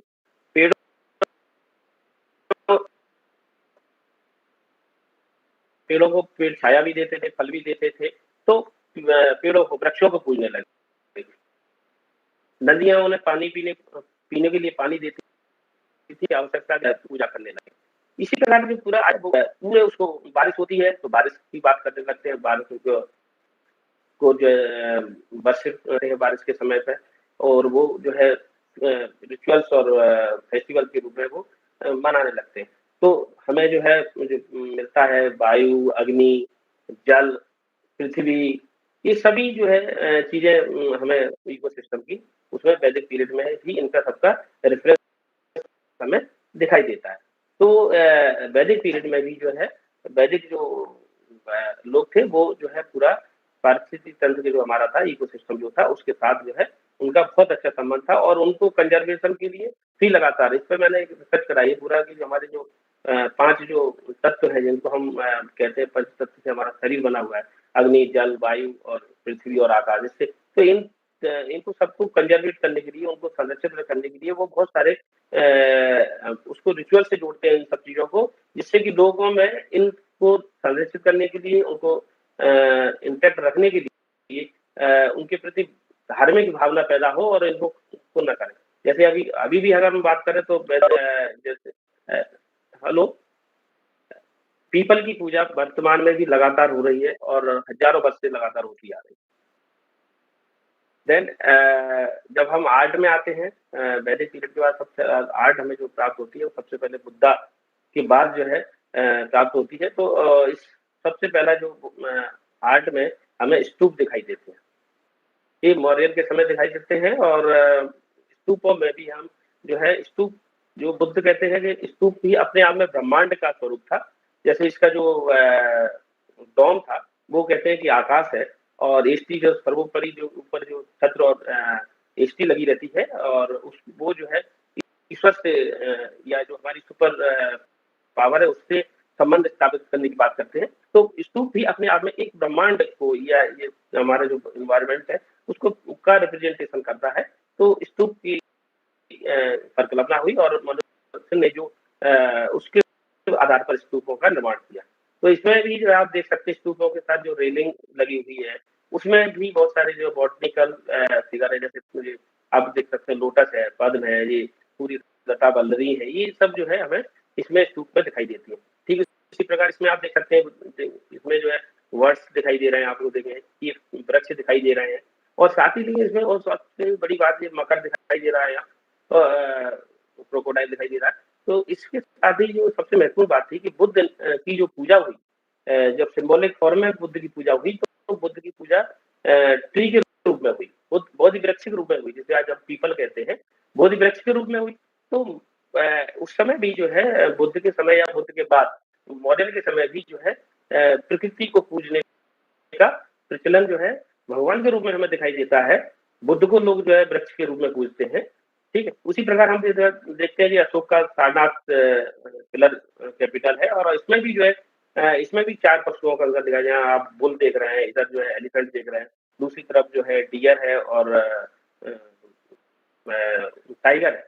तो ये यहाँ भी डोमेस्टिक और वाइल्ड लाइफ जो एनिमल है वो यहाँ दिखाई दे रहे हैं। तो ये कहते हैं धर्म, जब उन्होंने अपने ये उसका राज्य का वो था, सिंबल था अशोक का, मॉडर्न ने जो है इनको सबको जो है राज्य की जो मुद्रा थी या राज्य का जो चिन्ह था, राज्य जिसे कहते हैं, उसको जब डिफेक्शन हमें मिलता है तो इससे लगता है कि शासन भी जो उस समय तत्कालीन जो लोग थे और जो शासन था वो उसको भी संरक्षित करने का, कंजर्वेशन करने के लिए, ये यहाँ सिंबॉलिकल जो डिफेक्शन है वही बताता है कि जो है ये लोग इसको रखने के लिए, सुरक्षित रखने के लिए इकोसिस्टम को बहुत विजनरी थे और उसको कैसे सुरक्षित रखा जाए वो सब इसके बारे में जानते थे और रखते थे।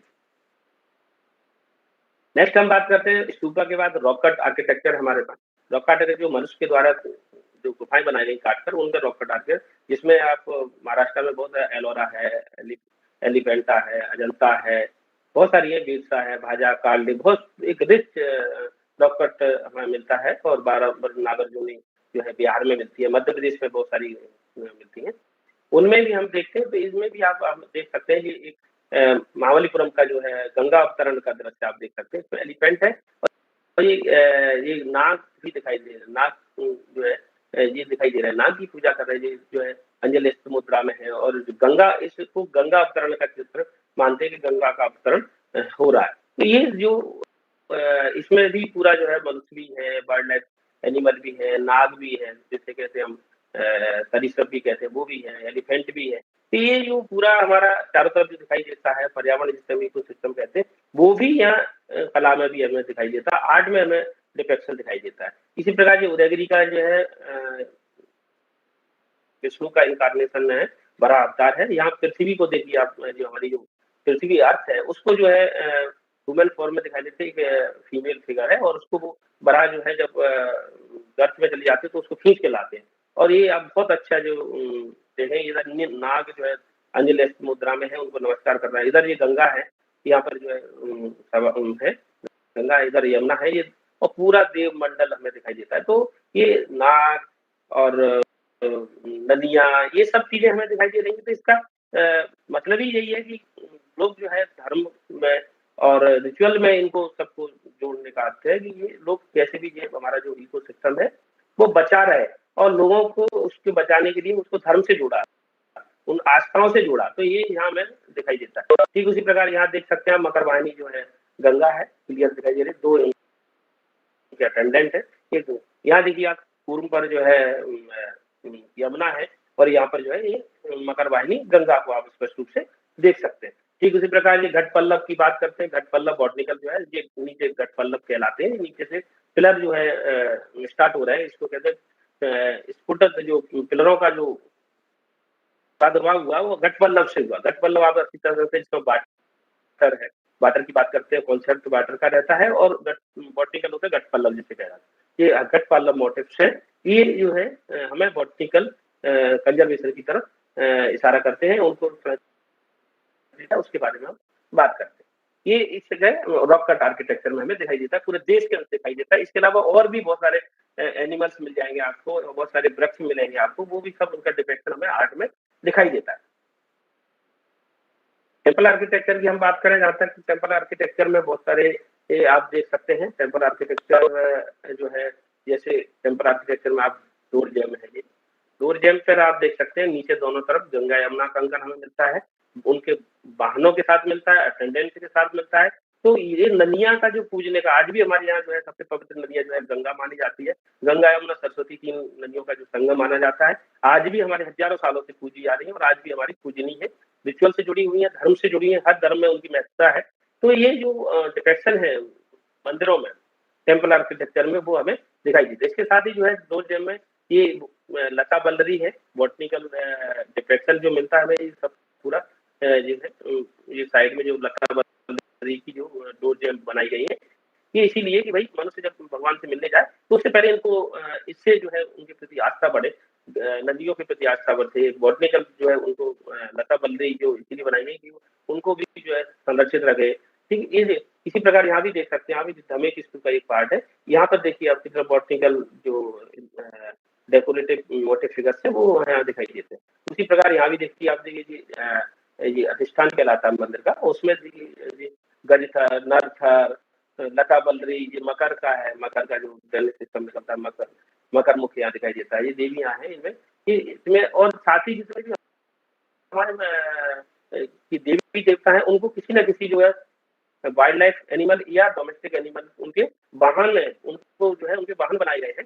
चाहे वो आप गणेश जी का देखें तो मूषक उनका वाहन है, गरुड़ जी को देखें तो उनका विष्णु जी का तो गरुड़ उनका वाहन है, शिव जी का बुल है, नंदी जिसे कहते हैं, और गौरी या जिसे कहते हैं गौरी का वाहन जो है सिंह है। तो डोमेस्टिक और वाइल्ड लाइफ एनिमल है, ये सभी भगवानों के जो है वाहन के रूप में भी ये कला में हमें दिखाई देते हैं। इस तरीके से जो हम देखते हैं तो पूरा जो इकोसिस्टम है वो कला में हमें दिखाई देता है। और तत्कालीन जो भी, चाहे वो राजा रहे हो चाहे महाराजा, जिनके सानिध्य में जो आर्किटेक्चर बना, और उसमें जो है जो कंटेम्परेरी जो सोसाइटी थी उसका पूरा जो है कंजर्वेशन के प्रति ध्यान था, और इसीलिए जो है उनका डिफेक्शन हमें कला में मिलता है, चाहे बॉटनिकल हो, चाहे वाइल्ड लाइफ एनिमल हो और डोमेस्टिक एनिमल हो। इसके अलावा अन्य जितना भी इकोसिस्टम है, हमें सूर्य की जो प्रतिमाएं मिलती है, हमें चंद्रमा का अंकन हमें मिलता है मूर्तियों में। तो पूरा इकोसिस्टम का जो हमें पूरा, और एक पूरा देव मंडल जिसमें कहते हैं कि वायुमंडल का जो पूरा एक प्रतिरूप हमें कला में मिलता है। इसी प्रकार जो है ये चीजें जो हमें जो तत्कालीन समय पे जो है पेंटिंग्स मिलती है, चाहे वो अजंता की हो, चाहे वो और अन्य जगह पे जहाँ से बाल से प्राप्त मिलती है, तो अर्ली जो वॉल पेंटिंग उनमें भी ये मिलता है कि उसमें wild life animals, wild life birds, इतने बहुत फ्लोरल डिजाइन, इतनी बहुत सारी चीजें मिलती हैं जो कि हमें आज भी हमें बताते हैं कि ये हमारे लिए पहले से भी महत्वपूर्ण रही है और अभी भी महत्वपूर्ण है, और आने वाली पीढ़ी को भी इन सब चीजों को कैसे संरक्षित रखा जाए, कैसे संरक्षित रखा जाए, इसके प्रति हमें जो है ज्यादा ध्यान देने की जरूरत है। ज्यादा हमें जो है उनको कैसे संरक्षित किया जाए, इसलिए आज आवश्यकता है सबसे ज्यादा हमारे चारों तरफ जो हमारा पर्यावरण है। पर्यावरण जी, हम तो ये पर्यावरण जैसे पौधे हैं ऑक्सीजन देते हैं, या हमारे जो रूरल्स हैं, एनिमल्स हैं, वन्य जीव है जो विलुप्त प्रजाति में जा रहे हैं जो आज, तो उनको बचाने के साथ साथ ये तो है ही है, लेकिन हमारा एक सांस्कृतिक पर्यावरण भी है, उसे भी हमें बचा के रखना। सांस्कृतिक पर्यावरण, कल्चरल जो इन्वायरमेंट है उसको भी हमें बचाना है, वो भी इसी पर्यावरण के अंतर्गत आता है, प्रयास करना चाहिए। तो मेरा एक छोटा सा प्रयास था जिसको मैंने इसके माध्यम से बताने का प्रयास किया। मैं समझता हूँ कि जरूर समझ में आया होगा, और थैंक यू सो मच। और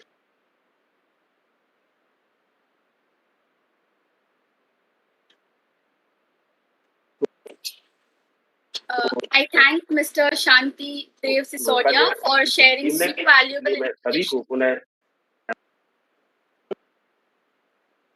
Sir, are you saying something?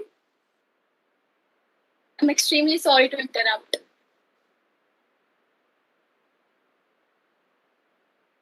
I thank Mr. Shanti Dev Sisodia for sharing so valuable information with us about how mute witnesses of the past, that is art and architecture, mirrors the beautiful ecosystem. Sir, we were really honored to have you here with us. Thank you. Now, I would like to recite a prophetic saying about the significance of planting a sapling. Anas bin Malik narrated that Prophet, peace be upon him, said, if a person plants a tree or sows seeds, and then a bird or a person or an animal eats from it, it is regarded as a charitable gift for him. Reference, Sahih Bukhari, Hadith number 6012. I feel honored to introduce a very esteemed personality who is a staunch follower of the notion, be the change you wish to see in the world. Can be rightly said as a savior for trees in metropolitan city like Mumbai. Yes, you guessed it right. We welcome Mr. Zoru Bhatena. Mr. Zoru Bhatena gets up in the morning and scans the newspapers for news of atrocities on trees. Then he set the wheels of law in motion to stop these atrocities. The public interest litigations filed by him has always created a noise for the cause of deteriorating state of Mumbai's greenery. Mr. Zoru has saved 8,000 trees from being hacked in Mumbai. As per the data of 2018, he had also campaigned against the previous government's decision to cut trees at RA Colony for a metro car shed. Mr. Zoru Bhatena is here with us to share his insights on the topic, is Mumbai developing or decaying? Mr. Zoru, the floor is all yours. Thank you. Thank you very much. Thank you to Professor Kaash and Kaash Foundation for having us here in a very insightful presentation today. Uh, I believe we are running a little late, so I will keep this very short and sweet. I live in Mumbai, and quite frankly, everywhere we look around us in the city, there is some sort of the other work going on. Be it roads being dug up, pavements being replaced, metros being constructed, bridges, roads, coastal roads being constructed. Everywhere you look around in the city, you find some sort of destruction in the name of development. Uh, there is a sign in every road in our city which says, excuse the inconvenience for a better city. That better city has not been coming. It's just getting worse and worse. There are simple things like having trees on both sides of every road, which is just completely avoided. The basic crux of all the plans made in our city are just they're just twisted, having no environmental thought behind it. Uh, Let us take the example of RA, where they plan to make a metro depot in a forest. We all know BST bus depots where you park your vehicles in the night, where you repair it. The same with the metro. There's absolutely no need to make it in a forest. Similarly, we have a beautiful in quotes project coming up in Mumbai called the Coastal Road, which plans to make a road along the coast. Great concept, but it's being done by reclaiming hundreds of acres of sea, and we don't need to reclaim the sea. Reclaiming a sea is a 18th century solution. You want to make a road, make a bridge, make a sea link. These are all possible in today's day and age. But unfortunately, uh, the roads in Mumbai are paved with gold, I guess. That's why everybody just wants to dig in the hope that they will make gold from all the digging. And today being Environmental Day is a good day for all of us to remember that development and environment can go hand in hand. It never needs to be a battle between the two. If it's ever a battle, it means there's some flaw in the plan. And it's time we learn to plan our cities properly, plan our development in such a way that both the things get taken care of, and that is development. So it is my request to all of you out there. Uh, don't wait for 5th of June to speak up. This is a daily battle to save our city, save our environment, save every city, the entire country. Same story is going on. It's you and me who can speak up, make a noise, point out wrong, and push for it to be corrected. So I will leave this with just a very short say on this. Um, Look forward to a year long push to saving our city and our environment. Thank you.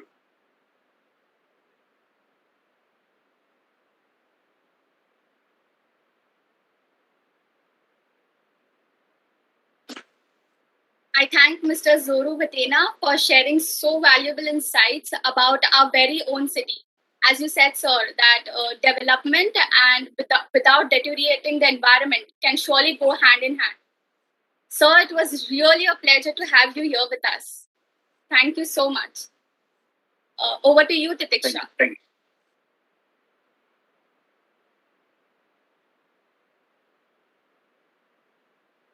Thank you, Shanti sir and Zulu sir, for enlightening us with your immense knowledge. Thank you, Aisha. This is the 11th International Symposium on Reimagining, Recreating, and Restoring Our Ecosystems, a way forward to a sustainable environment, brought to you by United Nations Environment Program in collaboration with Kaash Foundation's Center for Academic and Professional Development, and with the support of Center for Aromatic Plants, Department of Horticulture, Government of Uttarakhand, and National Service Scheme Unit, University of Mumbai. And moving ahead, I would now like to invite my colleague and another potential member of the Youth Brigade of Kaash Foundation, Ms. Stuti Sonavni, to take the event further. Over to you, Stuti. Thank you, Tatiksha. For the viewers who tuned in now, our event was wonderfully graced by Ms. Kavita Pandey, Joint Director Environment, Kaash Foundation, Editorial Board Member, IJCCD. Dr. Geeta Ajit, Joint Director Education, Kaash Foundation, and Editor-in-Chief of Kaash Connect, Coordinator, CAPD. Ms. Anderson, Executive Director, United Nations Environment Program, Kenya. Mr. Atul Bagai, Head India Country Office, UN Government Program, New Delhi, India. Dr. Adipudra, Senior Lecturer, Department of Biology, Faculty of Information Technology and Sciences, Indonesia.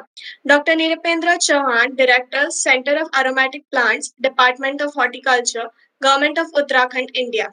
Professor Sudhir Puranik, Director, National Service Scheme Unit, University of Mumbai, India. Dr. Avkash Zadhav, Head and Associate Professor, Department of History, University of Mumbai, St. Xavier's College, Mumbai, India. Dr. Shanti Dev Sisodia, Associate Professor, Department of AIHS and Archaeology, Jivaji University, Madhya Pradesh, India. Shri Zoru Bhatena, Environment Activist, Mumbai, India. Now, moving on to our next speaker, I extend a warm welcome to our chief guest, Dr. Zakir Mullah, General Manager and Head of Sustainability at Hindustan Petroleum Corporation Limits, Mumbai, India. He holds a PhD in Business Management and is a postgraduate mechanical engineer from Indian Institute of Engineering Science and Technology. He also has leadership experience in various strategic business units, including operations, LPG, engineering projects, vigilance, marketing, sales, corporate social responsibility, and corporate sustainability for about 35 years. He has represented India in the World Business Simulation Games as leader of the team. Presenting Dr. Zakir Mullah. Thank you, Stuti. Am I audible? Yes, sir. I am visible? Yes, sir. Thank you very much. A very good evening to all the participants here. And I extend my greetings to all the participants on this auspicious day of World Environment Day. I also pray for the well-being and health and safety for all of you at this difficult time. I must thank Kaash Foundation, particularly Dr. Abkash and Kavita, for giving me the opportunity to be amongst you in this occasion. Now, as you know from this program, all of you have been telling that this is the time for UNEP has decided that it will be reimagining, reclaiming, restoring of ecosystem. I think this is a shared responsibility. Individuals, organizations, NGOs, community, they have to step in to make it happen. And if you have to restore the ecosystem, and if you are able to do it, it can save at least 25% of our total greenhouse gas emissions, and which is around 51 billion tons now. And it is the initiative taken by Kaash Foundation for planting a sapling by each of the students and their family.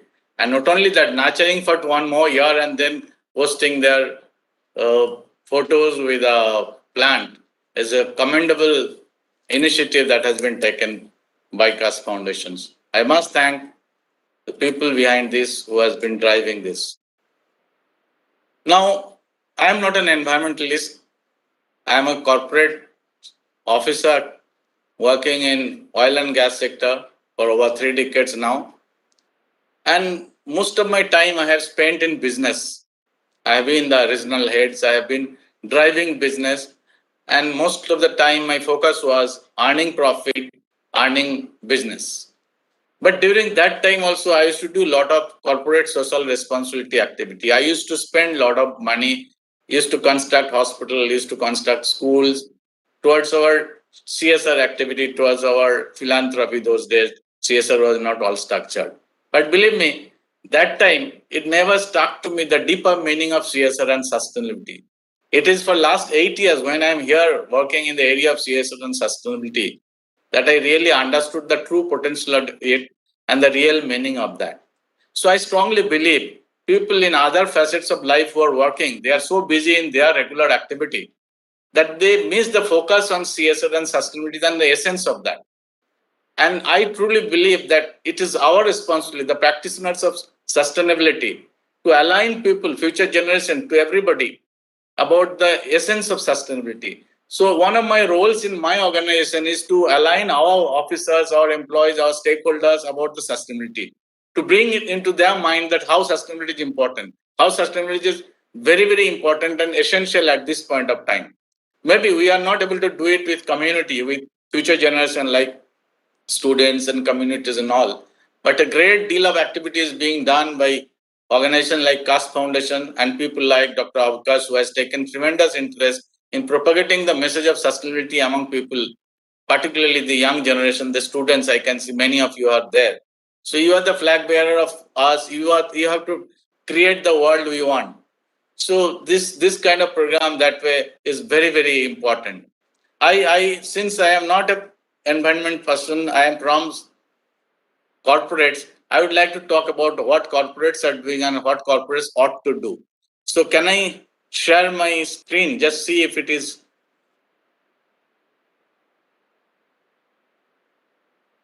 Is it visible? Yes, sir, it is visible.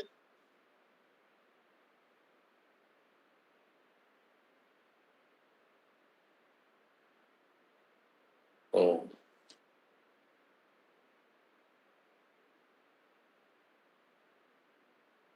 It's okay?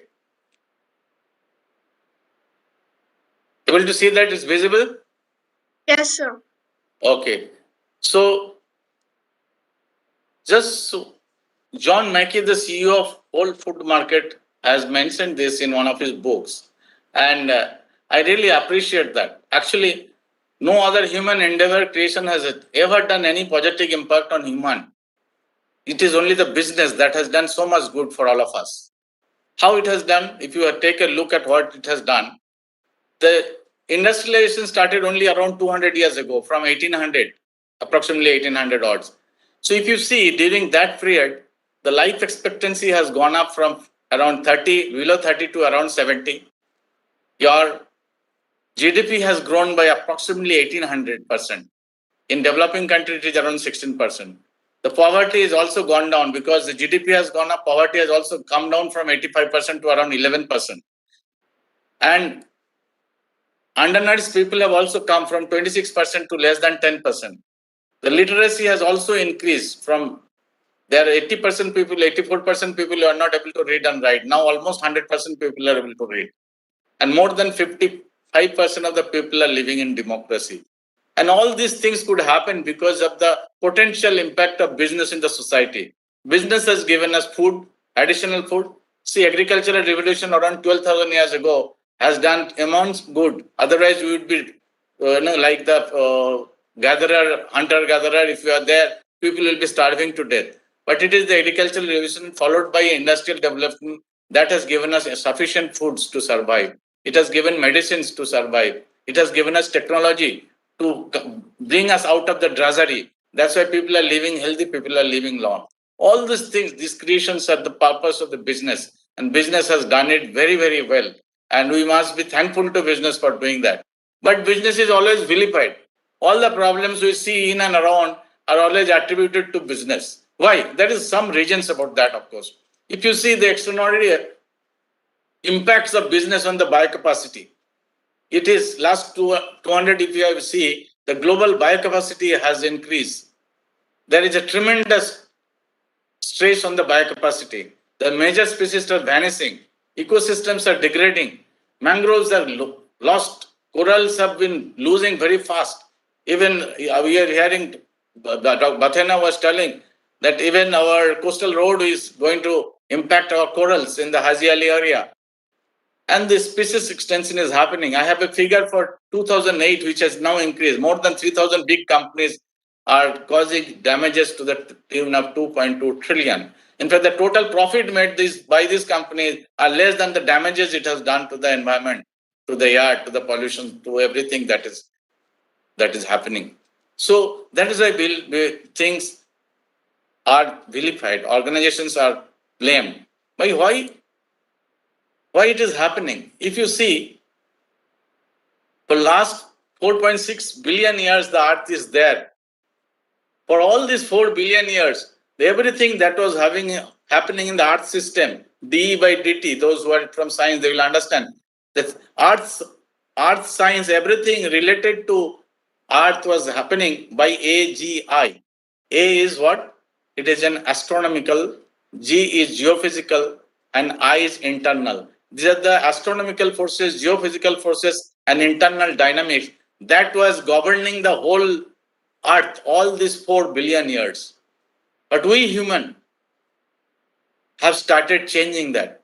And if you see in last 40 years, the impact of AGI has almost become zero.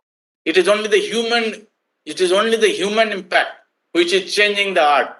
Even the IPCC report says, which is created by more than 3,000 engineers and scientists and researchers, that the present situation and more than 90% certainty is that it has been created by human. It is not created by the earth itself. Though we know the earth inflict damages on itself by volcanic eruptions, by other things. Even when human beings are not having industrialization, that time also we have had earthquake, we had severe things. But the chances have increased. The incidents have increased. It is because of human effort. So why it is effort is increasing? Because our needs earlier has been suppressed by our want. So this is driving us crazy. This want is making us miserable. If you see in last 50 years, the population has only doubled from 3.6 to 7.5 billion. But economic output, GDP has gone by 4 times, from 18 trillion to around 80 trillion. So when you have this kind of GDP growth, how it happens? It creates enormous stress on the natural resources. And that creates enormous greenhouse gas. That it also creates stress on biodiversity and the air becomes terribly polluted. So if that be the case, I'll just give you some simple example. Many of you have seen that, maybe knowing that. In USA, around 330 million people are there. The per capita consumption of hanger in USA is 11. Means 330 million people uses more than 3.3 billion hangers every year. And more than 3.5 billion hangers are going to the earth fill. It is going to the landfills, which amounts to around 91,000 tons. And you know where these hangers come from? The 80% of these hangers are coming from dry cleaners. In my childhood, I have never seen my dry cleaners or my dhobi will give me a hanger. Now you say give your clothes to Presto, they will charge you the sky, the moon, and then they will give you a nicely packed clothes in a hanger. And you will come back with your clothes with the hangers and you will feel very happy. Now, do you really need these hangers? They really become a burden on us. And not only that, if you see in the USA, the hangers used to be 16 inches earlier. And because of obesity, people are eating so much. They become so obese. The size of the hanger has also become 18 inches. So this is the kind of stress that we are creating. I remember when I talk to our people in organizational stakes, I remember when I was in class 10, my father purchased me a Parker pen for me. And I used to keep it for years. And now every 10 minutes we throw a pen. If you are at a conference, use it, throw it there only. Our bags, our offices, our homes are all full with pens and which you don't use now. So you are using all IT related activities you are doing. There is no need of pen. Even then you are getting pen in gifts, you are getting pen in conference. Of course, some of the people have stopped doing that. So what I am trying to mean here is we are creating tremendous pressure based on our consumption. Many of you who are there may be familiar with Earth Overshoot Day. Earth Overshoot Day is when the hours, humanity's ecological demand, when that gets over or when that exceeds compared to what Earth can regenerate in a particular year from January to December, that is called Earth Overshoot. If you have a look at this, if you see 1970 to 1976, around that time, the Earth Overshoot was within before December. Means we are consuming as much as what the Earth can regenerate. But now it is coming to August, September. So what is happening? What the Earth can regenerate till December, we are finishing it in by August. Like if you have a salary of 12,000, you are finishing 12,000 by August. So you should be using it 1,000 per month, but you are now using more than that and finishing it by August. What is happening? We are going for overdraft. But the Earth cannot generate that. So we are going for, if we have to create that much of resources, what we are consuming now, what we are taking from ecology, we need 1.6 Earths. And if you see the consumption of, see, suppose if all the 7.8 billion people in the Earth, they start consuming like what Australia is consuming for say, we will require 4.5 Earths. If everybody start consuming like Qatar, we will require 14 Earths. But fortunately in India, the consumption is still less. And if everybody in the world consume like India, we will be requiring only 0.7 Earth. So we will be comfortable. But the things of the matter is that the developed country have already started consuming, they cannot come back. So they have to be aligned, and we also have to be at the same time remain aligned to create less stress on the environment and on the earth. Because of this consumerism, what is happening? If you see, for last 8 lakhs years, the CO2 in the atmosphere was fairly below 300. But from 1950 to now, this is 2020, the CO2 level has jumped to around 420.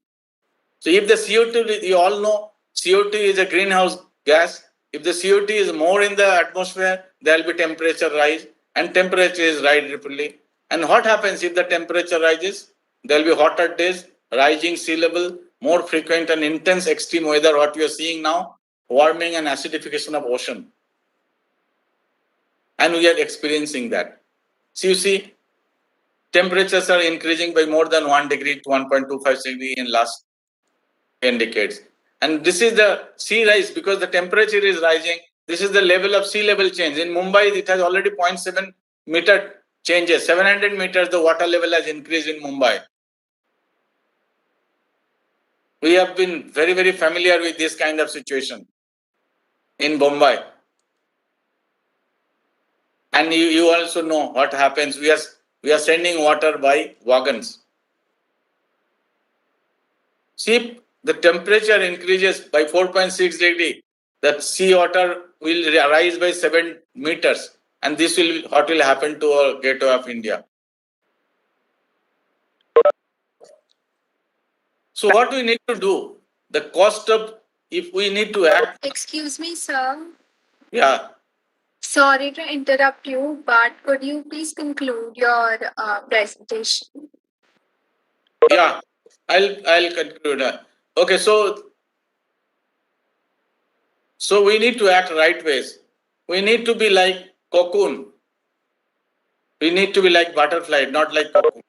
So I wanted to tell you what the industry is doing. The businesses, all businesses are required to know what they have to make, what they have to take, and what they have to do. So we all concentrate on material, energy, water, effluence, biodiversity, and based on the requirement of environment compliance, this is done.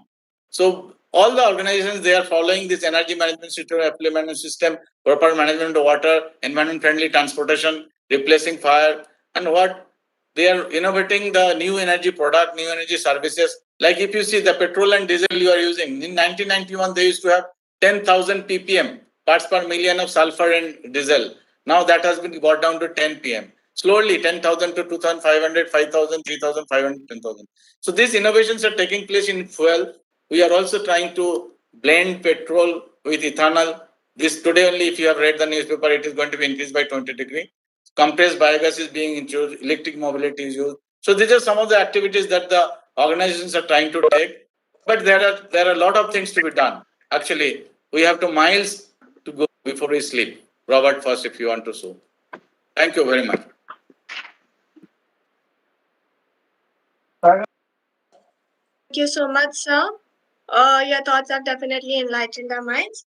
And now I extend a warm welcome to our valedictory speaker, Dr. Valeria Coco. She holds a PhD in Economics, Geography, and Adjunct Professor of Economics of Tourism, advanced course at Sapienza University of Rome. She is a teacher of Geography of Full Excellence and of Tourism Planning and Programming at ITS Turismo Roma. She has about 10 years of experience in tourism studies and research. She has collaborated with local administration and trade associations, institutions, and museum foundations, paying particular attention to the themes of accessible cultural and food and wine tourism.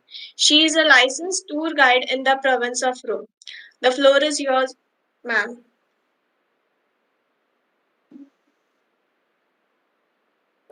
Thank you for inviting me. Thank you for the presentation. So can you hear me and see me? Yeah? Yes, ma'am. Okay, thank you. I'm very glad to be part of this symposium, and I'm very glad of the fact that you invited me as the last speaker to conclude this day.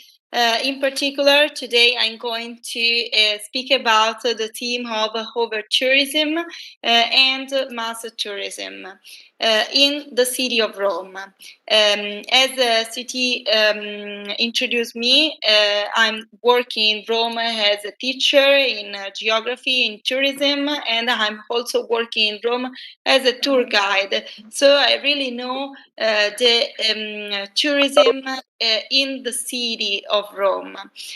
What changed during these years of pandemic is incredible, and obviously you all know and noticed what happened for tourism. But what is very interesting is the fact that over tourism, that was one of the main problems of big cities in Italy, in particular like Rome, Venice, and Florence, was one of the main problems that researchers and many different geographers try to solve in different ways. Why over-tourism is considered a very difficult problem for the big cities, for sure for an environmental problem that creates too much people and too difficult organization for territories and the very big consume and erosion of territories and the beauty, the landscapes of these territories. But obviously what the mass tourism on the other side from the people worked in tourism gave is the fact that mass tourism was really an easy way to make tourism, easy way to make a tourism of a low quality. And so one of the big problem of over tourism was really linked to the fact of the low quality of tourism offer from some part of the Italian offer, but not only. And another big problem was the scarce homogeneity of tourist arrival. In fact, just to give you an idea, you have to imagine that the main tourist arrival, more or less the 50% of tourist arrival were in Rome, Venice, and Florence. So 3 cities obtaining the 50% of Italian tourist arrival.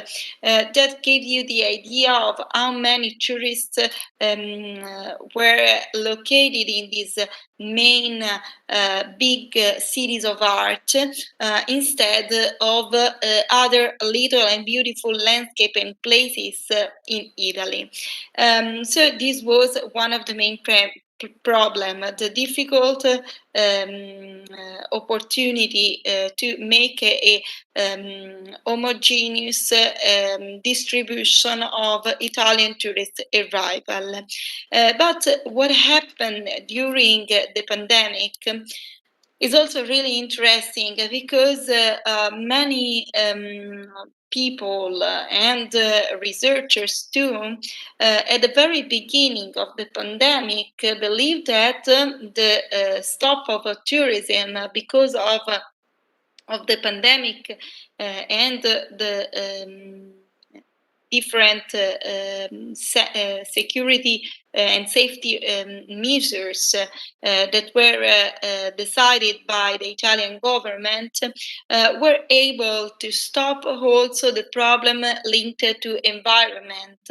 And according to some of these researchers, the opportunity of offered by this stop of tourism and the pandemic was linked to the opportunity to stop the over tourism. What I really instead noticed is the fact that the stop of tourism in Italy unfortunately couldn't create some big opportunities because instead the enterprises, the work of tourism, so the tourist operators and the tourist workers were mainly characterized by small and micro enterprises, and this was very difficult to sustain a so long stop as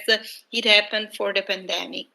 Another element was the fact that this lower money, lower income in Italy couldn't help to modify the offer and make a more quality offer for the next period after the pandemic. So this was even more difficult considering the small and micro enterprises.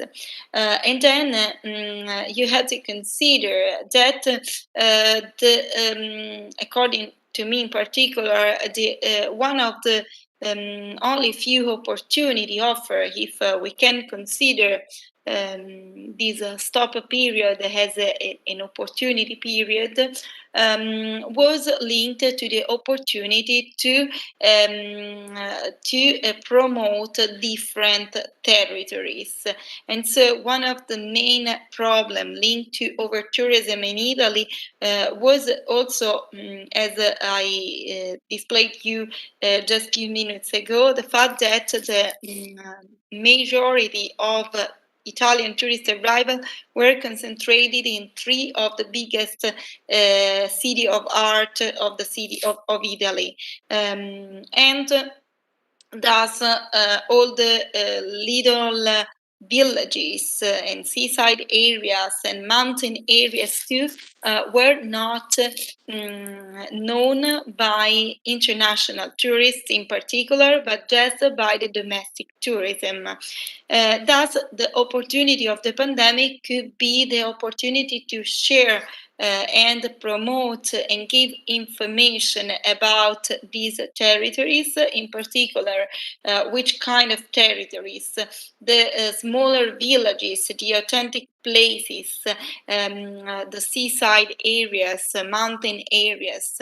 But in here, there is another problem that we had to meet, the problem that's linked again to the offer, because in these small places, obviously, we have not a big offer of tourism, obviously, because they were not used to have big tourist arrival or medium tourist arrival for this kind of landscape. And in this way, I consider very important the promotion of different territories, but even more important, the construction and the building of an offer that could be a very quality offer. So another element that was displayed and highlighted by the period of the pandemic was the fact that the big cities like Rome, Venice, and Florence, so the big cities that were just before pandemic characterized by mass tourism and over tourism are during the pandemic and in the period of traveling in this period of traveling that is not very normal, we can see is all these cities are completely empty compared to how they were before. Instead, a new over tourism is going to be located in other areas in the coasts of Italy, but is an over tourism made by mainly the domestic tourism and the international tourism came from the surrounding countries, and so the tourists traveling by cars. So how it will be this over tourism after the pandemic, at the very end of this emergency period, and how Rome and cities like Venice and Florence, how they will be able to face the eventually big flow of tourists.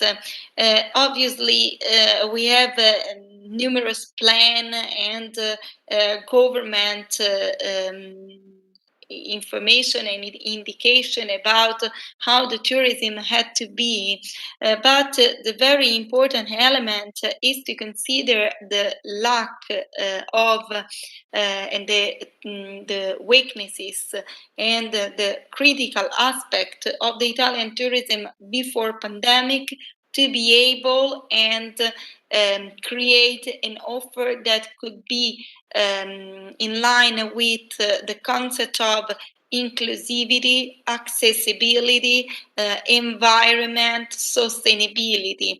So the very first point is to replan the tourism in the cities, in the opportunity of a tourism that could be for all, a tourism that could be very looking for sustainability with zero waste in hotels and many a big attention in the consumption of territory, and in particular this could be possible if the offer is bigger, if the offer is different and is various. So this is just a panoramic of the scenario before pandemic in the city of Rome, and in particular in the city of Rome and in Italy too, and a possible opportunity scenario for how it will be after pandemic. And so the very big attention that we had to focus on these important themes has environment, education, and accessibility and inclusivity. So I'm going to conclude with these words, and I hope you enjoyed my presentation, and thank you so much. If you have any question, I'm here. Thank you. Thank you so much, ma'am, for enhancing us with your knowledge. Now, over to you, Tatiksha.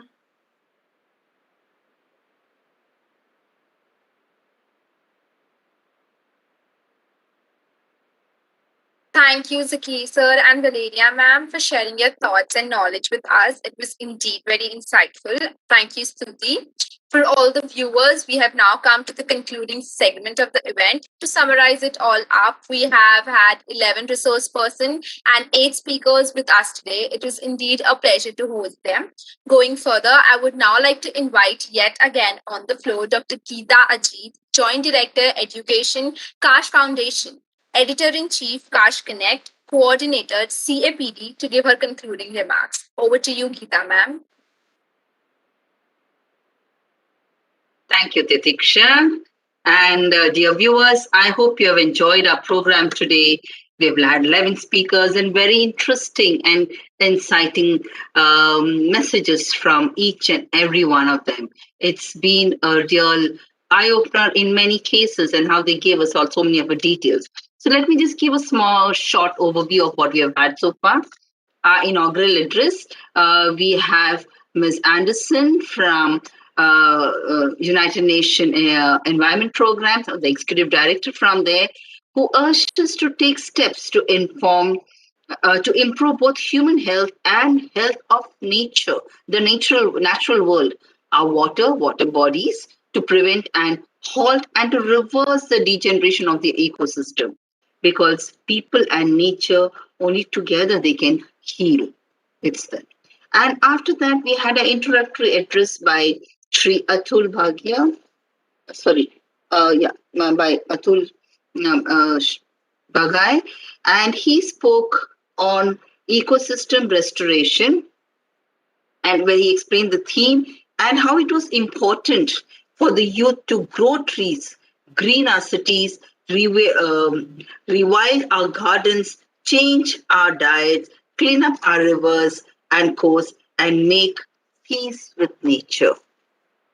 He urged the youth to work towards reimagining, recreating, restoring nature with a strong voice and bold actions. Basically, it's the youth that has to come forward. After that, we had Dr. Adiputra from Indonesia, who spoke about sustaining trees and forest functions to mitigate the current global environment problem. And he again spoke about recreating an ecosystem where trees in the forest can make a local rains water cycle and how they can sustain and preserve our Mother Earth for us. After that, we had Stuti Pritish, who spoke about our program today, the main event that we're having, the Action for the Youth of Planting and Sapling, the initiative, and the credits that the students would gain, the new methods, and probably walking the talk that we have. Our guest of honor, Mr. Nilpintra Chauhan, spoke about aromatic sector, role of aromatic plants in conservation of environment. And he explained the reasons for cultivating aromatic plants and its benefits. And, just so many of them, like the lemongrass, the damask rose, the Japanese mint, the cinnamon, and many others. So it was the effect that he gave, total view that he gave us on that. Just a minute. After that, we had Mr. Professor Sudhir Puranik, who spoke about the role of youth environment protection, NSS from Mumbai University, and how he pointed out planting is a responsibility that each one of us have to take in order to care for our Mother Earth, the water body, and the water conservation, and the need for water regeneration. After that, we had Dr. Kaash Jadhav, who spoke on the initiatives to promote and protect ecosystem for sustainable development, and how he spoke a lot of anecdotes of how he initiated and took the youth in order to, with the youth, he went and changed the different places like the Are colony and many other places where it was where you have to engage, where he pointed out that you have to engage with the students and then tell them what it is to preserve and conserve. And it's up to the educational institutions to walk the talk. And he also spoke about how, as a municipal councillor, the steps that he took in order to stop the destruction of the mangroves. After that, we had Dr. Sisodia from Gwalior, who spoke on the reflective of ecosystems through art and architecture. And he pointed out how art and architecture had played an important role in conserving the environment, and how since ancient times our ancestors worship and preserve nature, which is visible in the stupas, rock cuts, and the other architectures that we have all around us. We had Sri Zoru Botna, the environmental activist, who, though with a very short speech, was very powerful enough to invite us to take some action, and how he spoke on is Mumbai developing or decaying. And he went on to explain how development and environment can go hand in hand. We need to plan accordingly. And somewhere the government, the institutions, and our centers seem to miss a point where they still seem to take in the nature in the name of development, which he feels it can be changed. After that, we had Dr. Zakir Mullah from HPCL, the general manager of HPCL, who spoke about corporate initiatives on environmental and sustainability. And he pointed out how it was the humans who have affected the Mother Earth and not the other way around. And it is because of a greed. And with simple examples of the number of hangers, I was astounded at the number of hangers that we use. And the thickness of the hangers going increasing because of the obesity increasing. So how it is that we humans are the ones who's created the over need, and we started plundering Mother Earth. So he also spoke about how the statistics on Earth Overshoot Day, and how it is important for businesses to contribute to the sustainability of the Earth. And last not the least, we had Ms. Valeria Coco from Italy, who spoke about tourism and mass tourism in Rome, perspectives after the pandemic. She spoke about perspective after this pandemic, and how the small and micro enterprises are affected, and how the pandemic can give opportunities to places that were not so seen before, and how after the pandemic, probably these small places, the places which were not so famous by the tourists, especially by the international tourists, will probably change, and they will start visiting those sites which were not before. So this was a short synopsis of what we had today, and I hope all of you have enjoyed it, and it was really enlightening, which each and every one of the speakers giving us the kind of enlightenment and the path to how we can change our Mother Earth. So with that, over to you, Titiksha. Is it to Titiksha? Yes, thank you. Thank you, Geeta ma'am, for sharing with us your concluding remarks. Now, going further, I would like to invite yet again on the floor Ms. Kavita Pandey, the Joint Director, Environment Kaash Foundation, Editorial Board Member, IJCCT, to give the overview of the 11th International Symposium. Over to you, Kavita ma'am. Thank you so much, Titiksha. I think we have already exceeded the time, but I'll just try to conclude our today's International Symposium in a minimum time.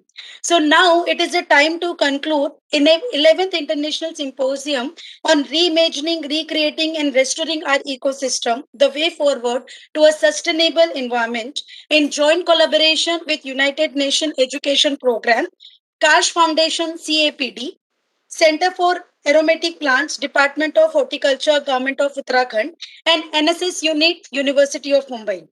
As a Joint Director of Environment, Vertical of Kaash Foundation, I offer my vote of thanks to Dr. Nilpintra Chauhan, the Director Center for Aromatic Plants, Department of Horticulture, Government of Uttarakhand, India, Dr. Avkaz Jadhav, Founder, Trustee Kaash Foundation, Director CAPD, and Environment Activist, and Professor Sudhir Puranik, Director NSS Unit, University of Mumbai.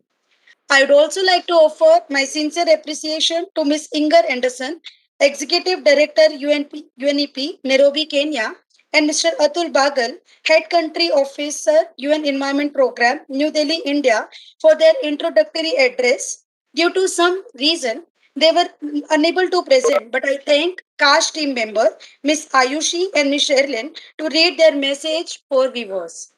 The keynote speakers, experts to the environment field, spoken about the various aspects related with the theme and issued the address of sustainability, climate change, and tree plantation.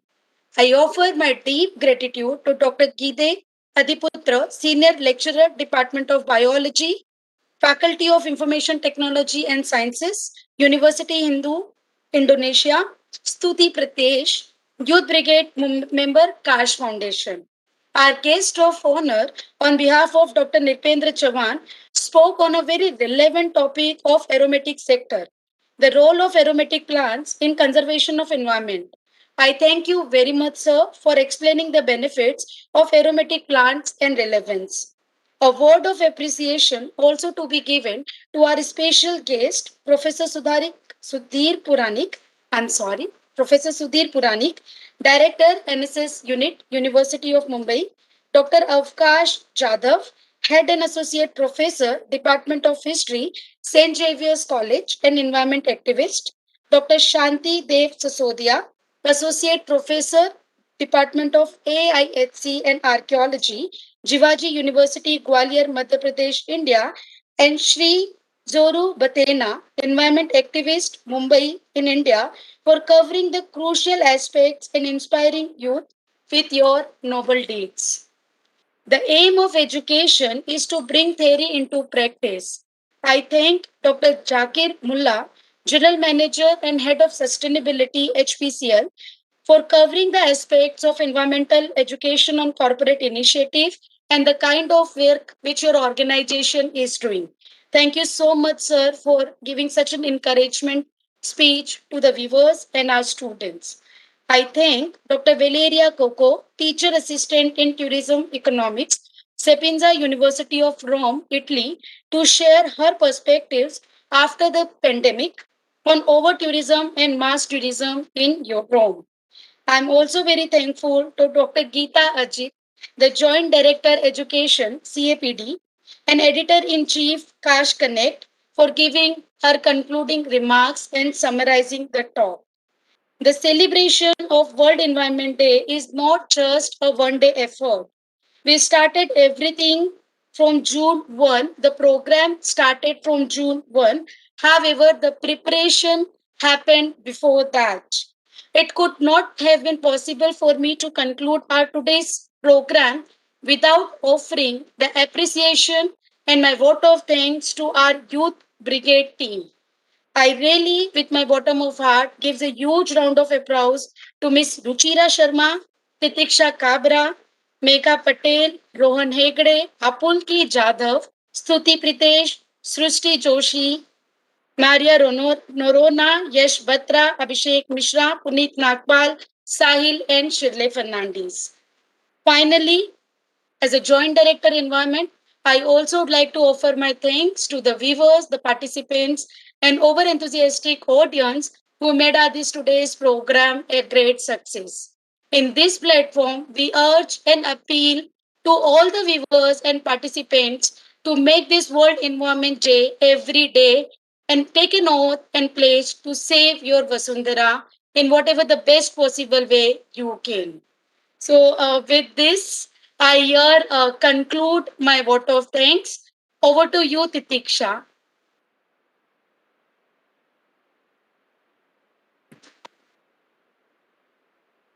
Thank you, Geeta ma'am, for sharing your insights with us. This brings us to the end of this webinar, and it's now time to bid each other farewell before we say our final goodbyes from the 11th International Symposium on Reimagining, Recreating, and Restoring Our Ecosystems, a way forward to a sustainable environment. I would like to take this opportunity to once again thank our collaborators, United Nations Environment Program, Kaash Foundation, Center for Academic and Professional Development, and our supporters, Center for Aromatic Plants, Department of Horticulture, Government of Uttarakhand, and National Services Scheme Unit for extending their help and support for organizing this event.